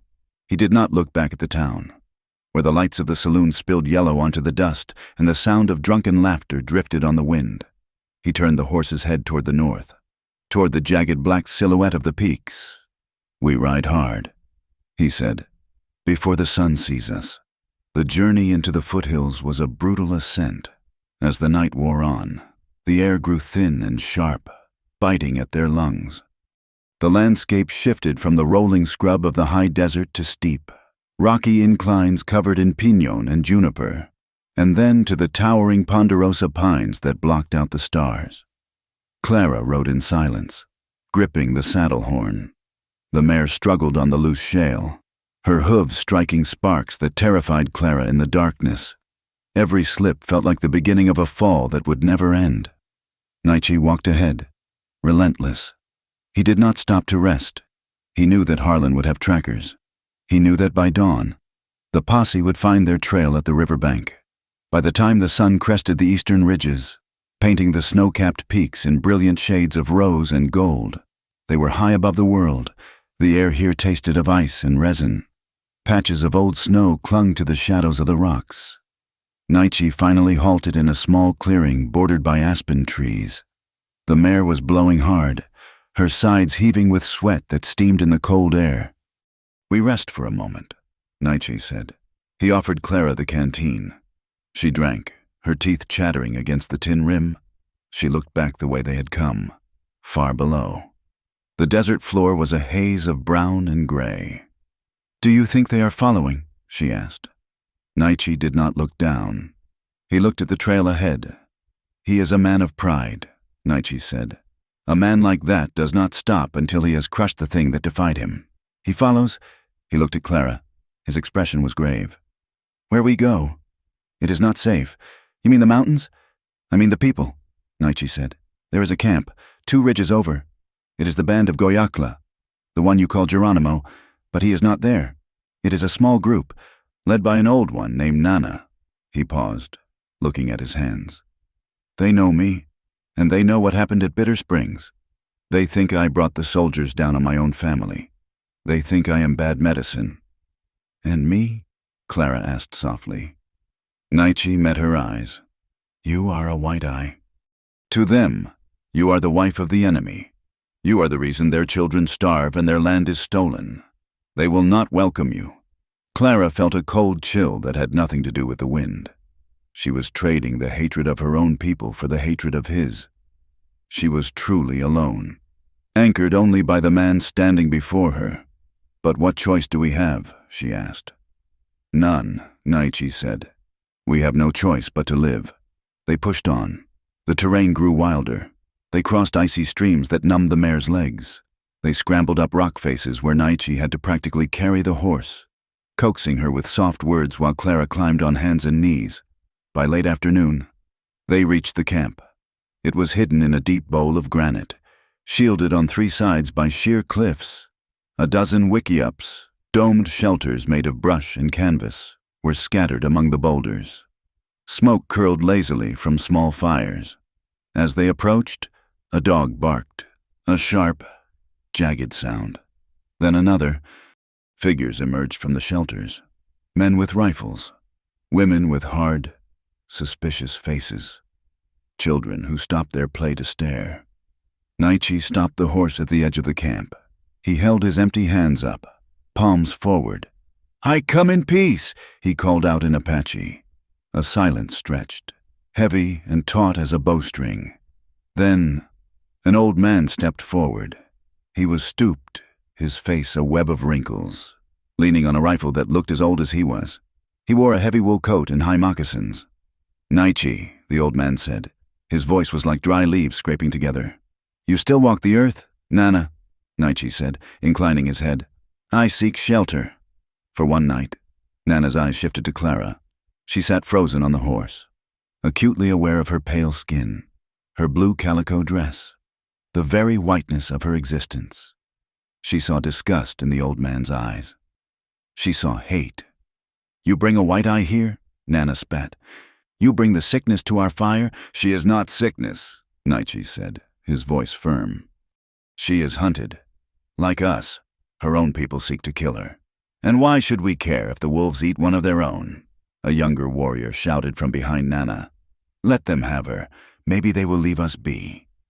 Naichi stepped between the horse and the warrior. "She is under my protection," he said. "She has shared my fire. She has shared my blanket." A murmur went through the camp. To claim a white woman as a wife, even a temporary one, was a transgression to some, a curiosity to others. Nana studied Naichi for a long time. He looked at the exhaustion in Naichi's face. He looked at Clara, seeing the fear in her eyes, but also the way she held her head high, refusing to look away. "One night," Nana said finally, "because your father was a great man, Naichi.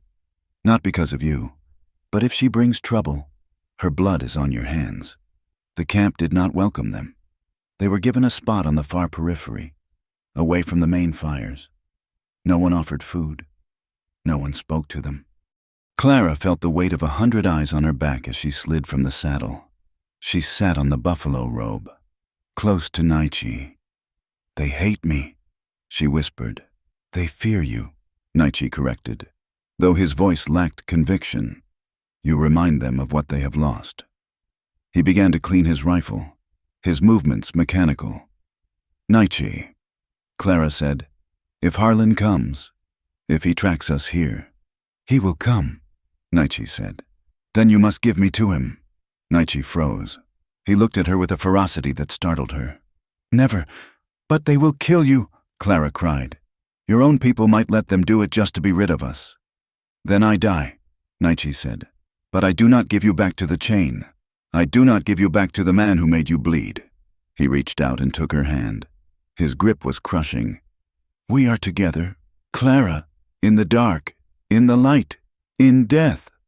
The sun was beginning to dip behind the western peaks when the shouting started. It came from the ridge above the camp, the one spot where the rock wall dipped low enough to allow a man to look down. Hey! The voice boomed down into the bowl of the camp, amplified by the acoustics of the stone. It was a voice Clara knew better than her own heartbeat. Deep, arrogant, Harlan. The camp exploded into activity. Warriors grabbed their weapons and scrambled for cover behind boulders. Women grabbed children and pulled them into the wickiups. Nietzsche was up instantly, pulling Clara behind a slab of fallen granite. He shoved the Winchester into her hands. Stay down, he ordered. Do not move. He drew his Colt and crouched beside her. Above them, on the ridge, silhouettes appeared against the dying light. 7 men on horseback. They were outlined in fire by the setting sun.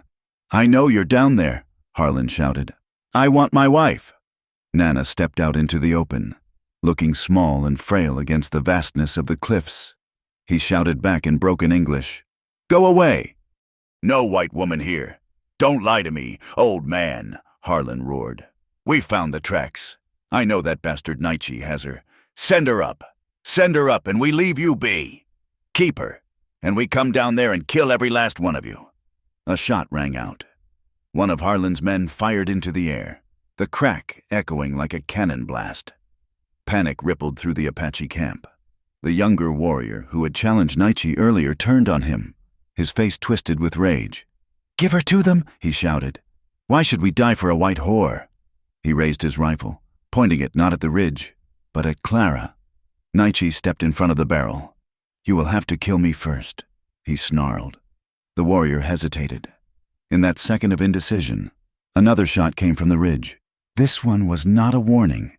It kicked up dirt at Nana's feet. That broke the dam. The Apache warriors returned fire. Puffs of smoke bloomed from behind the rocks. From the ridge, the posse unleashed a volley of lead that whined off the stone and thudded into the earth. It was chaos. The noise was deafening. The sharp crack of the Winchesters, the boom of the heavy buffalo guns the posse carried, the screaming of horses. Clara curled into a ball, her hands over her ears. She was the center of this storm. Men were killing each other because of her, because one man thought he owned her. Nietzsche was firing. He was calm, methodical. He braced his arm on the rock, took aim, and fired. He was fighting for his life, but he was also fighting for the people who had rejected him. He was standing between the enemy and the camp, proving with every pull of the trigger that he was not a coward. The posse began to push down the slope. They had the high ground, and they had better weapons. They moved from rock to rock, closing the distance.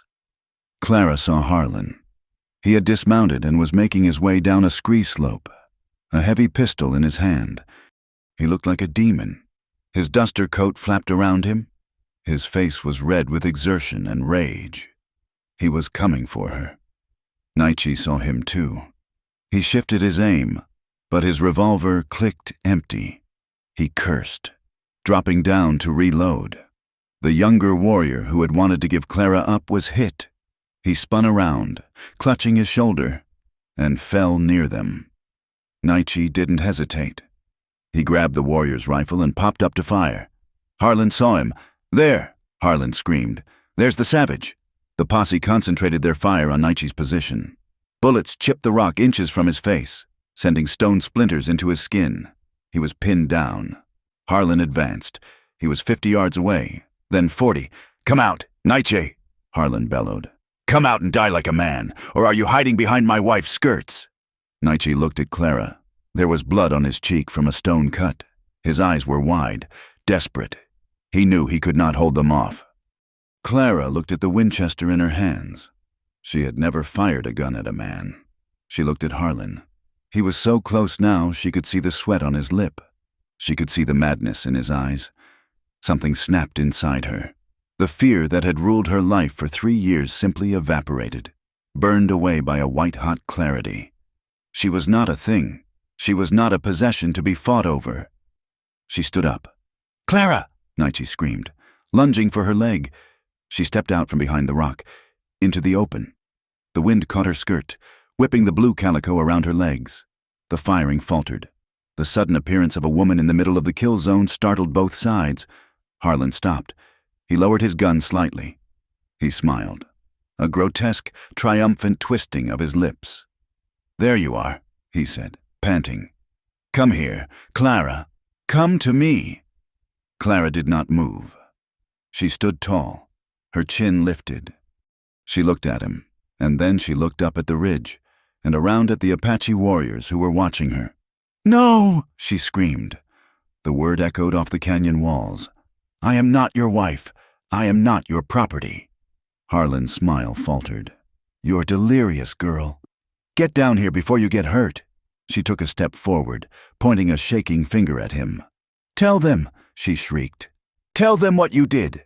She grabbed her skirt and hiked it up, exposing the scars on her ankles, the twisted pink flesh where the iron had eaten her. "Look," she screamed to the posse, to the Apaches, to God himself. "Look at what a respected man does. He chained me. He shackled me in a barn like a dog because I couldn't give him a son." Harlan's face turned a violent purple. "Shut your mouth! He killed my baby!" Clara yelled, her voice tearing at her throat. "He blamed me, and he broke me, and he locked me in iron." The silence that followed was heavy. The men on the ridge, hired guns, yes, but men with some code of the frontier, lowered their rifles. They looked at the scars on her legs. They looked at Harlan. "That ain't right," one of the men on the ridge muttered loud enough to be heard. "You said she was crazy. Harlan, you didn't say you ironed her." Harlan looked around.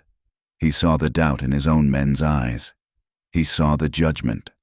His authority, built on money and fear, was crumbling. He looked back at Clara, the source of his humiliation, the witness to his sins. "You bitch," he hissed. He raised his pistol. He didn't care about bringing her back anymore. He just wanted to stop the voice. Nietzsche roared. He scrambled up from behind the rock, abandoning cover, placing his body between Clara and the gun. Harlan fired. The bullet struck Nietzsche in the shoulder, spinning him around. He fell hard. Clara screamed, dropping to her knees beside him. Harlan cocked the hammer again. He stepped closer. The executioner. "I'll kill you both," he spat. The crack of a rifle cut him off. It did not come from the posse. It came from the rocks to the left. Harlan jerked. He looked down at his chest. A red flower was blooming on his duster, right over his heart. He looked surprised.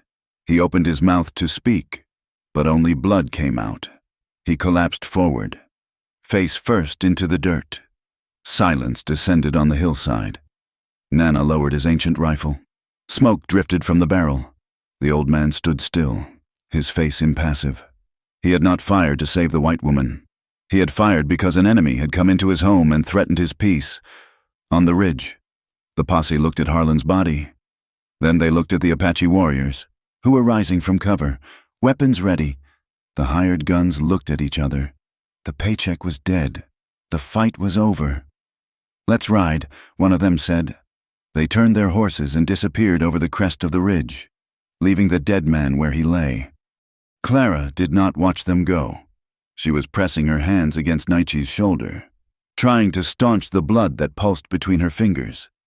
"Nietzsche," she sobbed. "Stay with me, please." Nietzsche opened his eyes. He grimaced, pain etching deep lines around his mouth. He looked at Clara. He looked at the dead body of Harlan Gable. "It is done," he whispered. He reached up with his good hand and touched her face, smearing a streak of his blood on her cheek. "You spoke," he said, a faint smile touching his lips. "You spoke loud." Clara leaned her forehead against his chest, weeping with relief and terror. Around them, the Apache warriors emerged. They looked at Harlan's body with indifference. Then they looked at Clara. There was no warmth in their eyes, but the disgust was gone. They had seen her scars. They had heard her scream. They had seen her stand when other men hid. She was still a white eye. but she was a white eye who had bled. Nana walked over. He looked down at Naichi, then at Clara.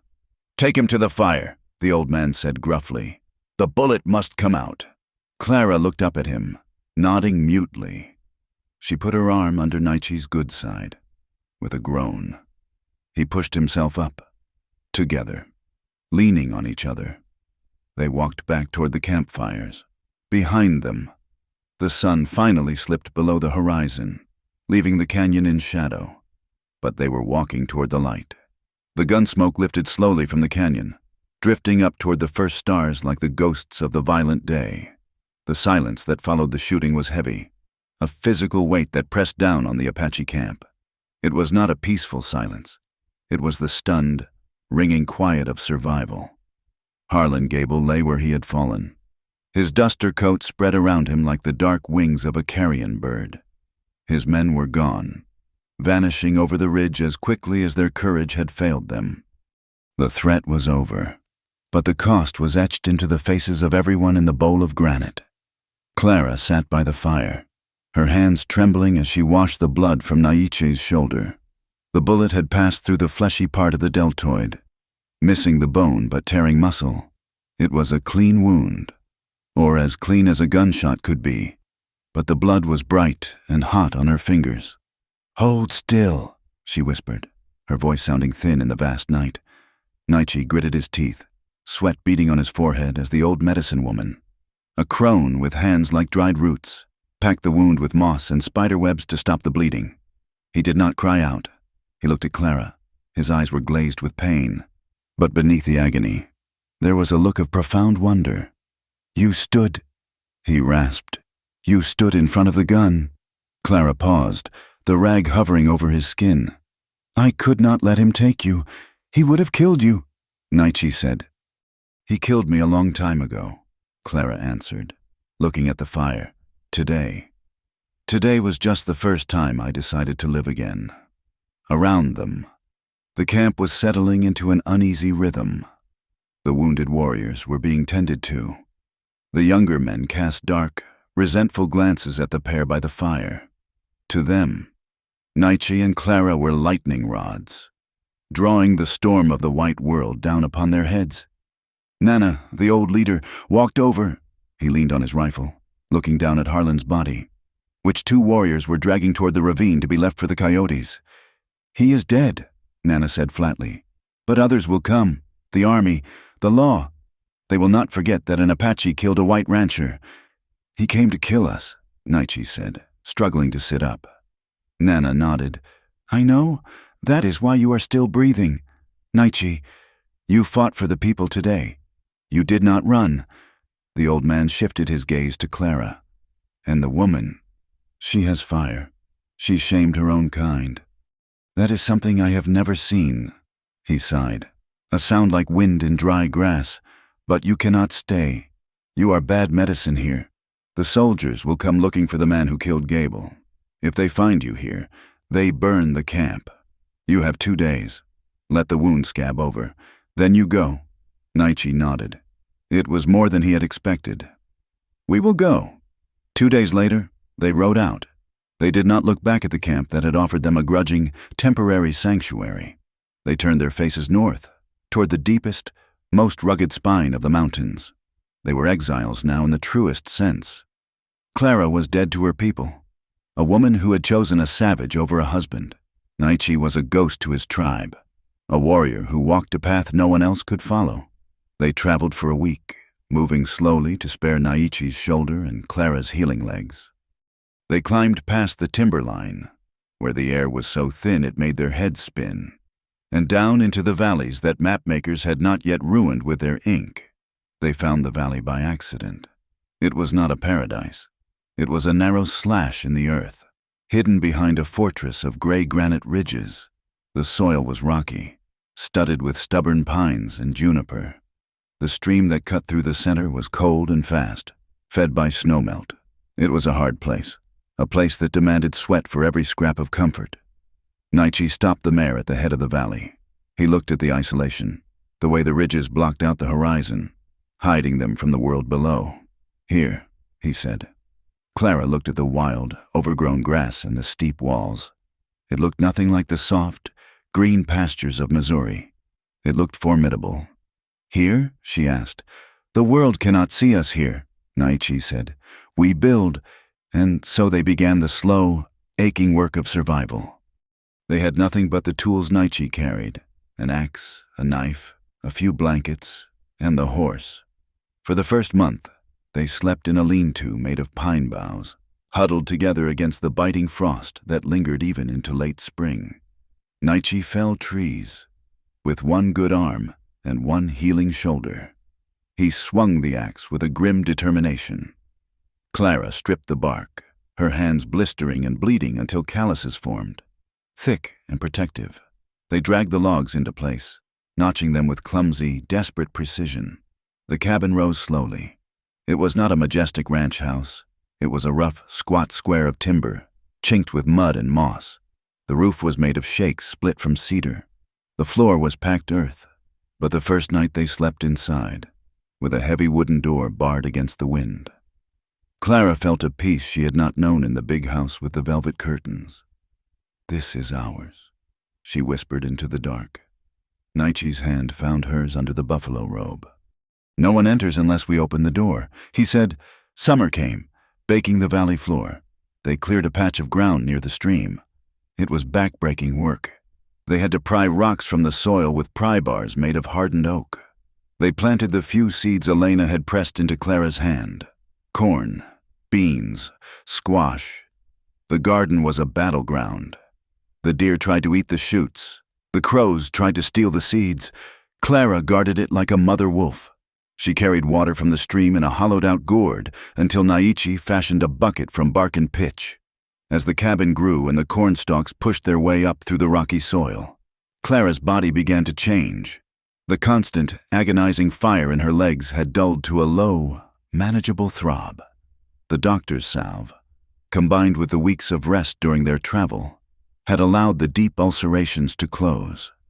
The scar tissue was thick and white, roping around her ankles and across her inner thighs, marking her skin like a map of her suffering. But the infection was gone. One afternoon, Clara was by the stream, washing their clothes. She stood up to wring out Naichi's shirt. She paused, realizing something. She was standing straight. Her feet were together. Her knees were touching. For months, the swelling in her groin and the tightness of the scars had forced her to stand with a wide, awkward stance. Closing her legs had been a physical impossibility, a source of burning torture. She looked down. Her skirt brushed the tops of her boots. She pressed her thighs together. There was a pull, a tightness, but no pain. She dropped the wet shirt. A sob escaped her throat, sudden and violent. Naichi, who was chopping wood nearby, dropped his axe and ran to her. He thought she had been bitten by a snake. "Clara, what is it?" She pointed to her legs. "Look." Naichi looked. He saw her standing tall, her posture natural, her legs closed. He stopped. He understood the magnitude of the moment. It was a quiet miracle. The iron ghost that had haunted her steps, forcing her to walk in a parody of openness, had finally been exorcised.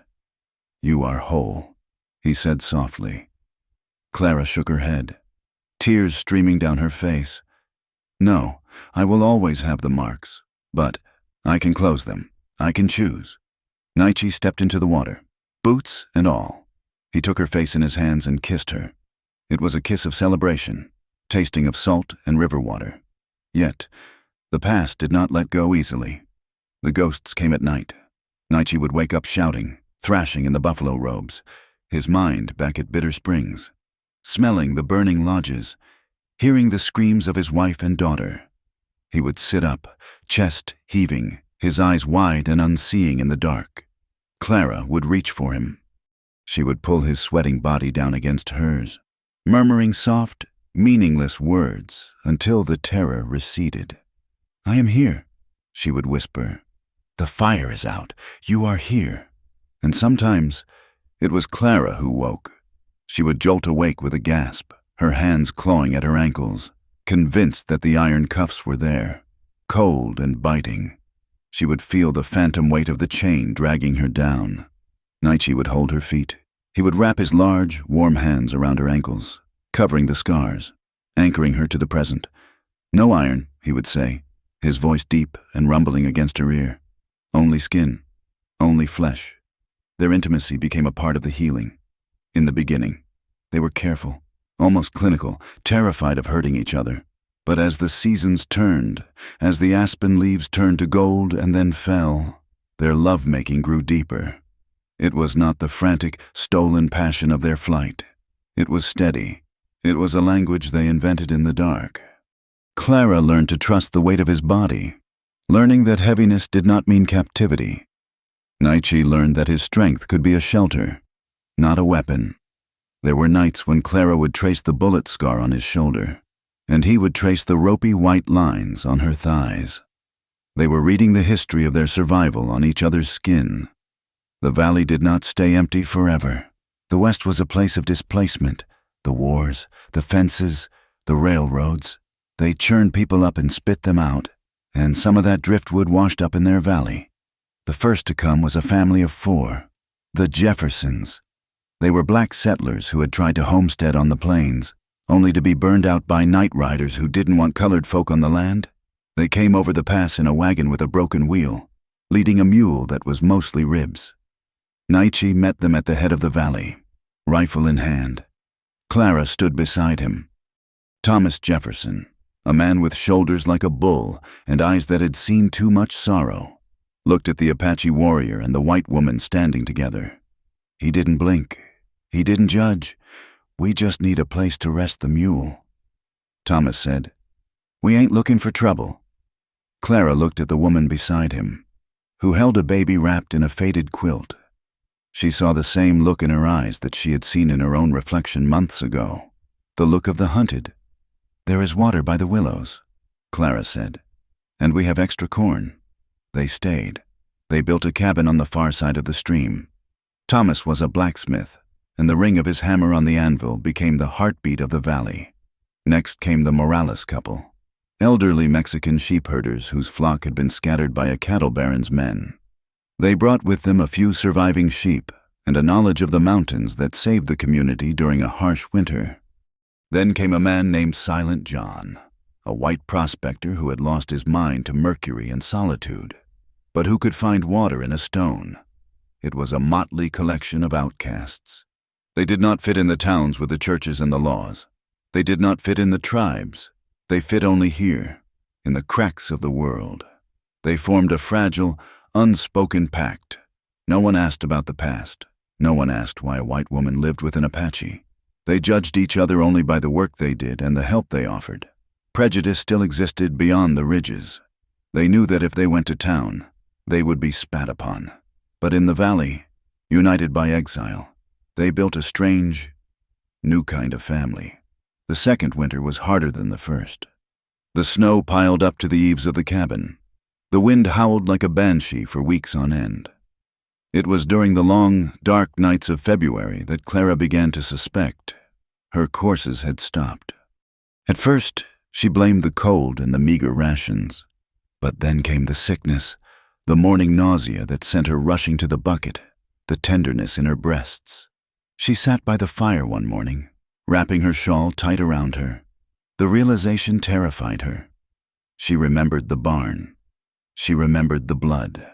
She remembered the silence of the baby girl who never cried. Naichi came in from the snow, stamping his feet. He carried a frozen rabbit. He looked at her, seeing her pale face. "You are sick?" he asked, dropping the rabbit on the table. Clara looked at him. I think I am with child." Naichi went still. The color drained from his face under the bronze of his skin. He, too, was remembering. The fire. The daughter he could not save. He sat down heavily on the bench opposite her. "A child," he whispered. Clara began to weep. "I can't do it again. Naichi, I can't lose it. I can't let it be born into this cold. What if my body is too broken? What if the iron ruined me inside?" Naichi moved to her. He knelt on the dirt floor and put his arms around her waist. He buried his face in her lap. "We are not in the barn," he said fiercely. "We are not alone. Elena showed you the herbs. The Morales woman knows the birthing way." He looked up at her, his eyes wet. "This child is not death. Clara, this child is the answer to the death." Fear remained, a cold stone in her gut, but as the winter thawed and the green shoots pushed through the snow, the stone began to dissolve. Her belly swelled. The life inside her was vigorous. It kicked and turned, a constant reminder that life goes on, stubborn and relentless. Thomas Jefferson made a cradle from walnut wood. Mrs. Morales knitted tiny socks from the wool of her sheep. The community wrapped itself around Clara, protecting the hope she carried. It was late summer. The air was thick with the scent of pine resin and dust. The crickets were singing their evening chorus. Clara sat in the doorway of the cabin, shelling beans into a bowl. She was heavy now, 8 months along. Her ankles were swollen, not from iron this time, but from the weight of the child. Nietzsche was repairing a fence near the garden. He stopped to wipe the sweat from his brow and walked over to her. He poured a ladle of water from the bucket and drank, watching her. Clara shifted on the stool. She groaned, stretching her legs out in front of her. Her belly was so large that her legs naturally fell open, her knees wide apart to accommodate the mound of her stomach. She looked down at herself. She looked at the scars on her ankles, silvery white in the evening light. And then she looked at the curve of her belly, the skin tight and drum-like. She started to laugh. It was a breathless, wheezing sound. "What is funny?" Nietzsche asked, smiling slightly. Clara wiped a tear from her eye. She gestured to her sprawling posture. "Look at me, Nietzsche." She patted her stomach. "I can't close my legs," she said, her voice shaking with mirth and something deeper. "I can't close them at all." Nietzsche looked down. He saw the woman he had found dying in the dirt. He saw the raw, infected meat that had been her legs. He saw the creature that had been hunted like an animal. And now, he saw this. He saw her legs spread not in pain, not in shame, not in torture, but in life. He saw the scars. Yes, but they were just lines on a map now. The territory they marked was full. It was ripe. He dropped to his knees in the dust. He placed his large, calloused hands on her knees, then slid them up to cup the swell of her belly. He felt the child kick against his palm, a strong, sharp blow. "Unbelievable," he whispered. It wasn't unbelievable that she was pregnant. It was unbelievable that the world, with all its cruelty, with all its iron and guns and hate, had failed to stop this. It had failed to kill their love. Clara covered his hands with hers. "Not shame," she whispered. "Life, life," Nietzsche repeated. "The story ends here, on an evening in early autumn. The wind is picking up, rustling the tops of the ponderosa pines, carrying the promise of another winter. The sun is setting, casting long, purple shadows across the valley. Clara and Nietzsche sit in the doorway of the cabin, wrapped in the old buffalo robe that has sheltered them through so many nights. The baby has not come yet, but soon. They watch the smoke rise from the Jeffersons' chimney. They hear the bleating of the Morales sheep. They are not safe, not truly. The world outside the ridges still hates them.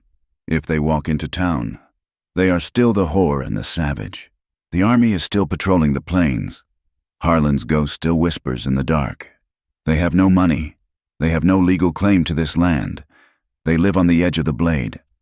But as Nietzsche pulls the blanket tighter around Clara's shoulders, and she leans her head back against his chest, watching the first star appear in the darkening sky, none of that matters.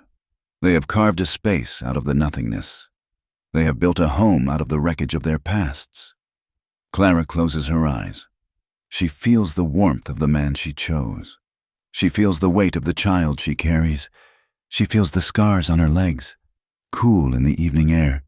She is not unbroken, but she is standing, and for tonight, that is enough. Thank you for listening to this story of Clara and Nietzsche. It has been a journey through the dust and blood of the old frontier to find a place where love could grow in the cracks of the stone. I would love to know where you are listening from today. Are you watching the sunset in Arizona? Or perhaps listening to the rain in London? Please leave a comment below and share your location and your thoughts on the story. Did Clara and Nietzsche's ending feel earned to you? If you enjoyed this tale of survival and romance, please consider subscribing to the channel From Wild West for more stories from the American frontier. Until next time, keep your fires burning and your powder dry.